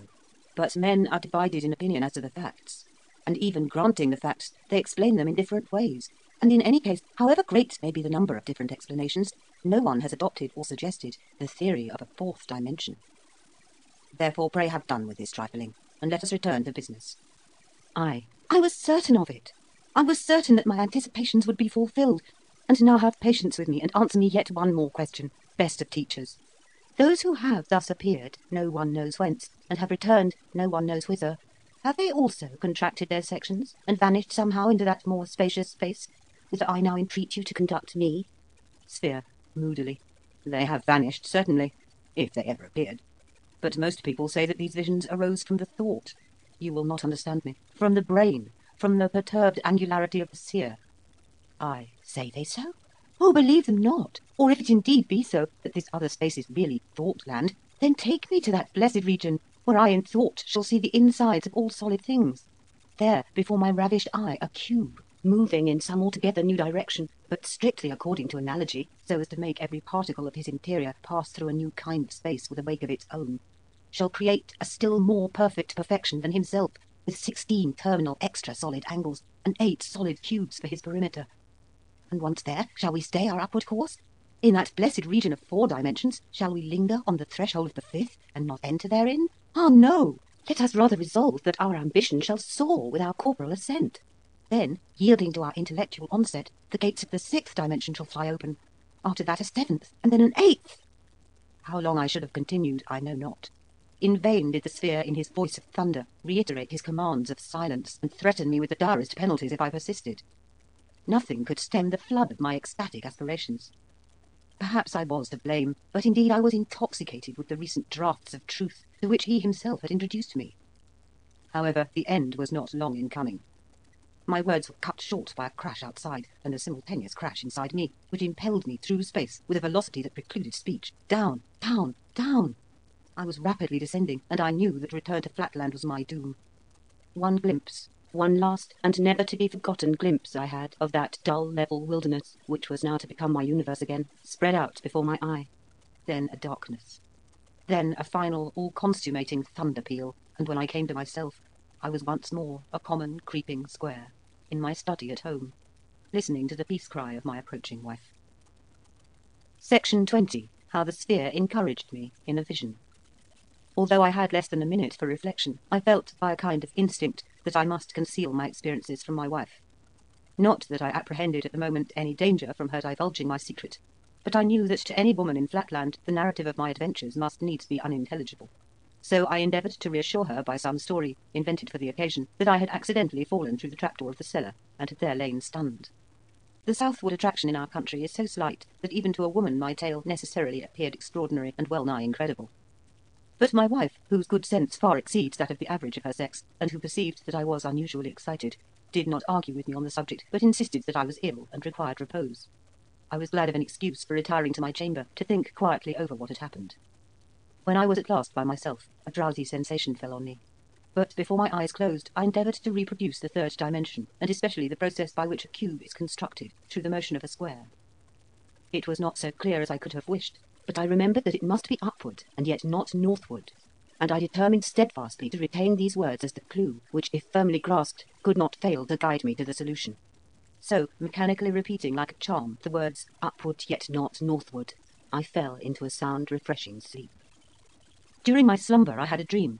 I thought I was once more by the side of the sphere, whose lustrous hue betokened that he had exchanged his wrath against me for perfect placability. We were moving together towards a bright but infinitesimally small point, to which my master directed my attention. As we approached, methought there issued from it a slight humming noise, as from one of your Spaceland bluebottles, only less resonant by far, so slight indeed that even in the perfect stillness of the vacuum through which we soared, the sound reached not our ears till we checked our flight at a distance from it of something under 20 human diagonals. "Look yonder," said my guide. "In Flatland thou hast lived, of Lineland thou hast received a vision. Thou hast soared with me to the heights of Spaceland. Now, in order to complete the range of thy experience, I conduct thee downward, to the lowest depths of existence, even to the realm of Pointland, the abyss of no dimensions. Behold yon miserable creature. That Point is a being like ourselves, but confined to the non-dimensional gulf. He is himself his own world, his own universe. Of any other than himself he can form no conception. He knows not length, nor breadth, nor height, for he has had no experience of them. He has no cognizance even of the number 2, nor has he a thought of plurality, for he is himself his one and all, being really nothing. Yet mark his perfect self-contentment, and hence learn this lesson, that to be self-contented is to be vile and ignorant, and that to aspire is better than to be blindly and impotently happy. Now listen." He ceased, and there arose from the little buzzing creature a tiny, low, monotonous but distinct tinkling, as from one of your space-band phonographs, from which I caught these words: "Infinite beatitude of existence. It is, and there is none else beside it." "What," said I, "does the puny creature mean by it?" "He means himself," said the sphere. "Have you not noticed before now that babies and babyish people who cannot distinguish themselves from the world speak of themselves in the third person? But hush." "It fills all space," continued the little soliloquizing creature, "and what it fills it is. What it thinks, that it utters. And what it utters, that it hears. And it itself is thinker, utterer, hearer, thought, word, audition. It is the one, and yet the all in all. Ah, the happiness of being." "Can you not startle the little thing out of its complacency?" said I. "Tell it what it really is, as you told me. Reveal to it the narrow limitations of Pointland, and lead it up to something higher." "That is no easy task," said my master. "Try you." Hereon, raising my voice to the uttermost, I addressed the point as follows: "Silence, silence, contemptible creature! You call yourself the all in all, but you are the nothing. Your so-called universe is a mere speck in a line, and a line is a mere shadow as compared with—" "Hush, hush, you have said enough," interrupted the sphere. "Now listen, and mark the effect of your harangue on the King of Pointland." The lustre of the monarch, who beamed more brightly than ever upon hearing my words, showed clearly that he retained his complacency, and I had hardly ceased when he took up his strain again. Ah, the joy of thought! What can it not achieve by thinking? Its own thought coming to itself, suggestive of its disparagement, thereby to enhance its happiness. Sweet rebellion stirred up to result in triumph. Ah, the divine creative power of the all-in-one! Ah, the joy of being!" "You see," said my teacher, "how little your words have done. So far as the monarch understands them at all, he accepts them as his own, for he cannot conceive of any other except himself, and plumes himself upon the variety of its thought as an instance of creative power. Let us leave this god of Pointland to the ignorant fruition of his omnipresence and omniscience. Nothing that you or I can do can rescue him from his self-satisfaction." After this, as we floated gently back to Flatland, I could hear the mild voice of my companion pointing the moral of my vision, and stimulating me to aspire, and to teach others to aspire. He had been angered at first, he confessed, by my ambition to soar to dimensions above the third, but since then he had received fresh insight, and he was not too proud to acknowledge his error to a pupil. Then he proceeded to initiate me into mysteries yet higher than those I had witnessed, showing me how to construct extra solids by the motion of solids, and double extra solids by the motion of extra solids, and all strictly according to analogy. All by methods so simple, so easy, as to be patent even to the female sex.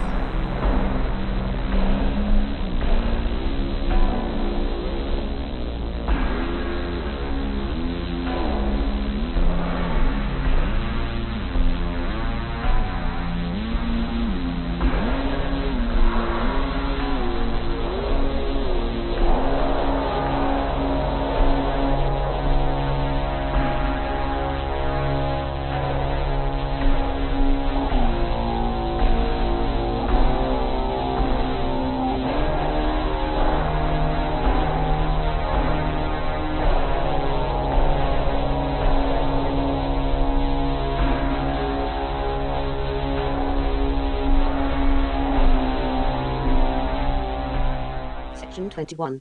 How I tried to teach the theory of 3 dimensions to my grandson, and with what success. I woke rejoicing, and began to reflect on the glorious career before me. I would go forth, methought, at once, and evangelize the whole of Flatland. Even to women and soldiers should the gospel of 3 dimensions be proclaimed. I would begin with my wife. Just as I had decided on the plan of my operations, I heard the sound of many voices in the street, commanding silence. Then followed a louder voice. It was a herald's proclamation. Listening attentively, I recognized the words of the resolution of the council, enjoining the arrest, imprisonment, or execution of anyone who should pervert the minds of the people by delusions, and by professing to have received revelations from another world. I reflected. This danger was not to be trifled with. It would be better to avoid it by omitting all mention of my revelation, and by proceeding on the path of demonstration, which, after all, seemed so simple and so conclusive that nothing would be lost by discarding the former means. Upward, not northward, was the clue to the whole proof. It had seemed to me fairly clear before I fell asleep, and when I first awoke, fresh from my dream, it had appeared as patent as arithmetic. But somehow it did not seem to me quite so obvious now. Though my wife entered the room opportunely just at that moment, I decided, after we had interchanged a few words of commonplace conversation, not to begin with her. My pentagonal sons were men of character and standing, and physicians of no mean reputation, but not great in mathematics, and in that respect unfit for my purpose. But it occurred to me that a young and docile hexagon with a mathematical turn would be a most suitable pupil. Why, therefore, not make my first experiment with my little precocious grandson, whose casual remarks on the meaning of 3 cubed had met with the approval of the sphere? Discussing the matter with him, a mere boy, I should be in perfect safety, for he would know nothing of the proclamation of the council, whereas I could not feel sure that my sons, so greatly did their patriotism and reverence for the circles predominate over mere blind affection, might not feel compelled to hand me over to the prefect, if they found me seriously maintaining the seditious heresy of the 3rd dimension. But the first thing to be done was to satisfy in some way the curiosity of my wife, who naturally wished to know something of the reasons for which the circle had desired that mysterious interview, and of the means by which he had entered our house. Without entering into the details of the elaborate account I gave her, an account, I fear, not quite so consistent with truth as my readers in Spaceland might desire, I must be content with saying that I succeeded at last in persuading her to return quietly to her household duties, without eliciting from me any reference to the world of 3 dimensions. This done, I immediately sent for my grandson, for, to confess the truth, I felt that all I had seen and heard was in some strange way slipping away from me, like the image of a half-grasped, tantalizing dream, and I longed to essay my skill in making a first disciple. When my grandson entered the room, I carefully secured the door. Then, sitting down by his side, and taking our mathematical tablets, or as you would call them, lines, I told him we would resume the lesson of yesterday. I taught him once more how a point by motion in 1 dimension produces a line, and how a straight line in 2 dimensions produces a square. After this, forcing a laugh, I said, "And now, you scamp, you wanted to make me believe that a square may, in the same way by motion, upward, not northward, produce another figure, a sort of extra square in 3 dimensions. Say that again, you young rascal." At this moment, we heard once more the herald's oh yes, outside in the street, proclaiming the resolution of the council. Young though he was, my grandson, who was unusually intelligent for his age, and bred up in perfect reverence for the authority of the circles, took in the situation with an acuteness for which I was quite unprepared. He remained silent till the last words of the proclamation had died away, and then, bursting into tears, "Dear grandpapa," he said, "that was only my fun, and of course I meant nothing at all by it, and we did not know anything then about the new law, and I don't think I said anything about the 3rd dimension, and I am sure I did not say one word about upward, not northward, for that would be such nonsense, you know. How could a thing move upward and not northward? Upward and not northward! Even if I were a baby, I could not be so absurd as that. How silly it is!" "Not at all silly," said I, losing my temper. "Here, for example, I take this square," and at the word I grasped a movable square which was lying at hand, "and I move it, you see, not northward, but yes, I move it upward. That is to say, not northward, but I move it somewhere, not exactly like this, but somehow—" Here I brought my sentence to an inane conclusion, shaking the square about in a purposeless manner, much to the amusement of my grandson, who burst out laughing louder than ever, and declared that I was not teaching him, but joking with him, and so saying, he unlocked the door and ran out of the room. Thus ended my first attempt to convert a pupil to the gospel of 3 dimensions. Section 22. How I then tried to diffuse the theory of 3 dimensions by other means, and of the result. My failure with my grandson did not encourage me to communicate my secret to others of my household. Yet neither was I led by it to despair of success. Only I saw that I must not wholly rely on the catchphrase upward, not northward, but must rather endeavour to seek a demonstration by setting before the public a clear view of the whole subject, and for this purpose it seemed necessary to resort to writing. So I devoted several months in privacy to the composition of a treatise on the mysteries of 3 dimensions. Only, with the view of evading the law, if possible, I spoke not of a physical dimension, but of a thought land, whence, in theory, a figure could look down upon Flatland, and see simultaneously the insides of all things, and where it was possible that there might be supposed to exist a figure environed, as it were, with 6 squares, and containing 8 terminal points. But in writing this book, I found myself sadly hampered by the impossibility of drawing such diagrams as were necessary for my purpose. For of course in our country of Flatland there are no tablets but lines, and no diagrams but lines, all in one straight line and only distinguishable by difference of size and brightness. So that when I had finished my treatise, which I entitled Through Flatland to Thoughtland, I could not feel certain that many would understand my meaning. Meanwhile my life was under a cloud. All pleasures palled upon me. All sights tantalized and tempted me to outspoken treason, because I could not but compare what I saw in 2 dimensions with what it really was if seen in 3, and could hardly refrain from making my comparisons aloud. I neglected my clients and my own business to give myself to the contemplation of the mysteries which I had once beheld, yet which I could impart to no one, and found daily more difficult to reproduce, even before my own mental vision. One day, about 11 months after my return from Spaceland, I tried to see a cube with my eye closed, but failed. And though I succeeded afterwards, I was not then quite certain, nor have I been ever afterwards, that I had exactly realized the original.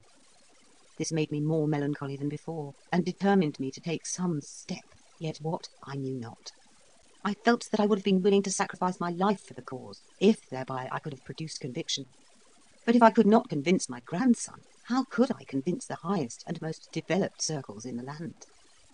And yet at times my spirit was too strong for me, and I gave vent to dangerous utterances. Already I was considered heterodox, if not treasonable, and I was keenly alive to the dangers of my position. Nevertheless, I could not at times refrain from bursting out into suspicious or half-seditious utterances, even among the highest polygonal and circular society. When, for example, the question arose about the treatment of those lunatics who said that they had received the power of seeing the insides of things, I would quote the saying of an ancient circle who declared that prophets and inspired people are always considered by the majority to be mad, and I could not help occasionally dropping such expressions as the eye that discerns the interiors of things, and the all-seeing land. Once or twice I even let fall the forbidden terms, the 3rd and 4th dimensions.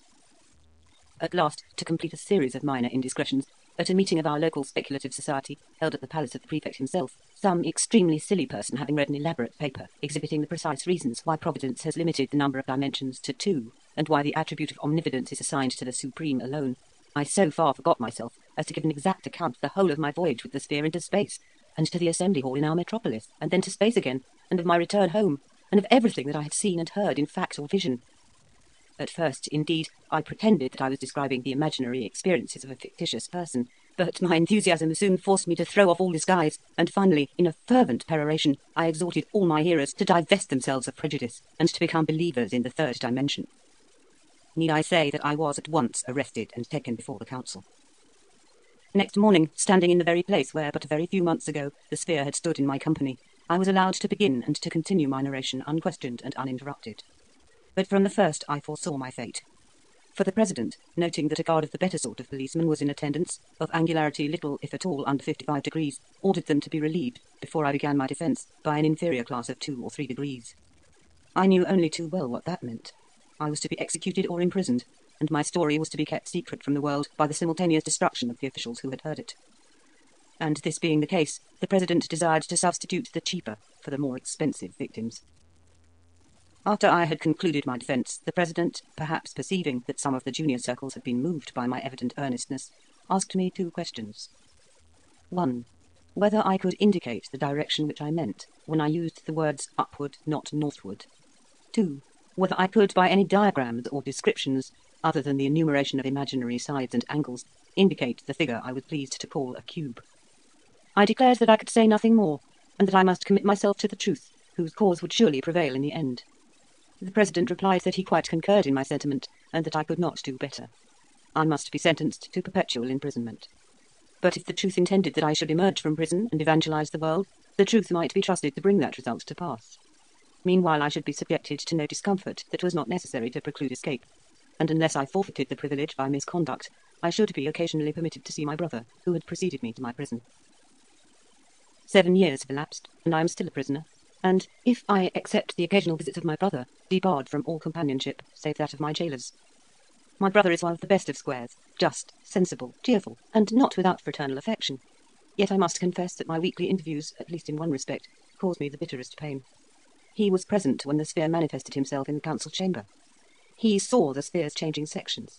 He heard the explanation of the phenomena then given to the circles. Since that time, scarcely a week has passed during 7 whole years without his hearing from me a repetition of the part I played in that manifestation, together with ample descriptions of all the phenomena in Spaceland, and the arguments for the existence of solid things derivable from analogy. Yet, I take shame to be forced to confess it, my brother has not yet grasped the nature of the third dimension, and frankly avows his disbelief in the existence of a sphere. Hence, I am absolutely destitute of converts, and, for aught that I can see, the millennial revelation has been made to me for nothing. Prometheus up in Spaceland was bound for bringing down fire for mortals, but I, poor Flatland Prometheus, lie here in prison for bringing down nothing to my countrymen. Yet I exist in the hope that these memoirs in some manner, I know not how, may find their way to the minds of humanity in some dimension, and may stir up a race of rebels who shall refuse to be confined to limited dimensionality. That is the hope of my brighter moments. Alas, it is not always so.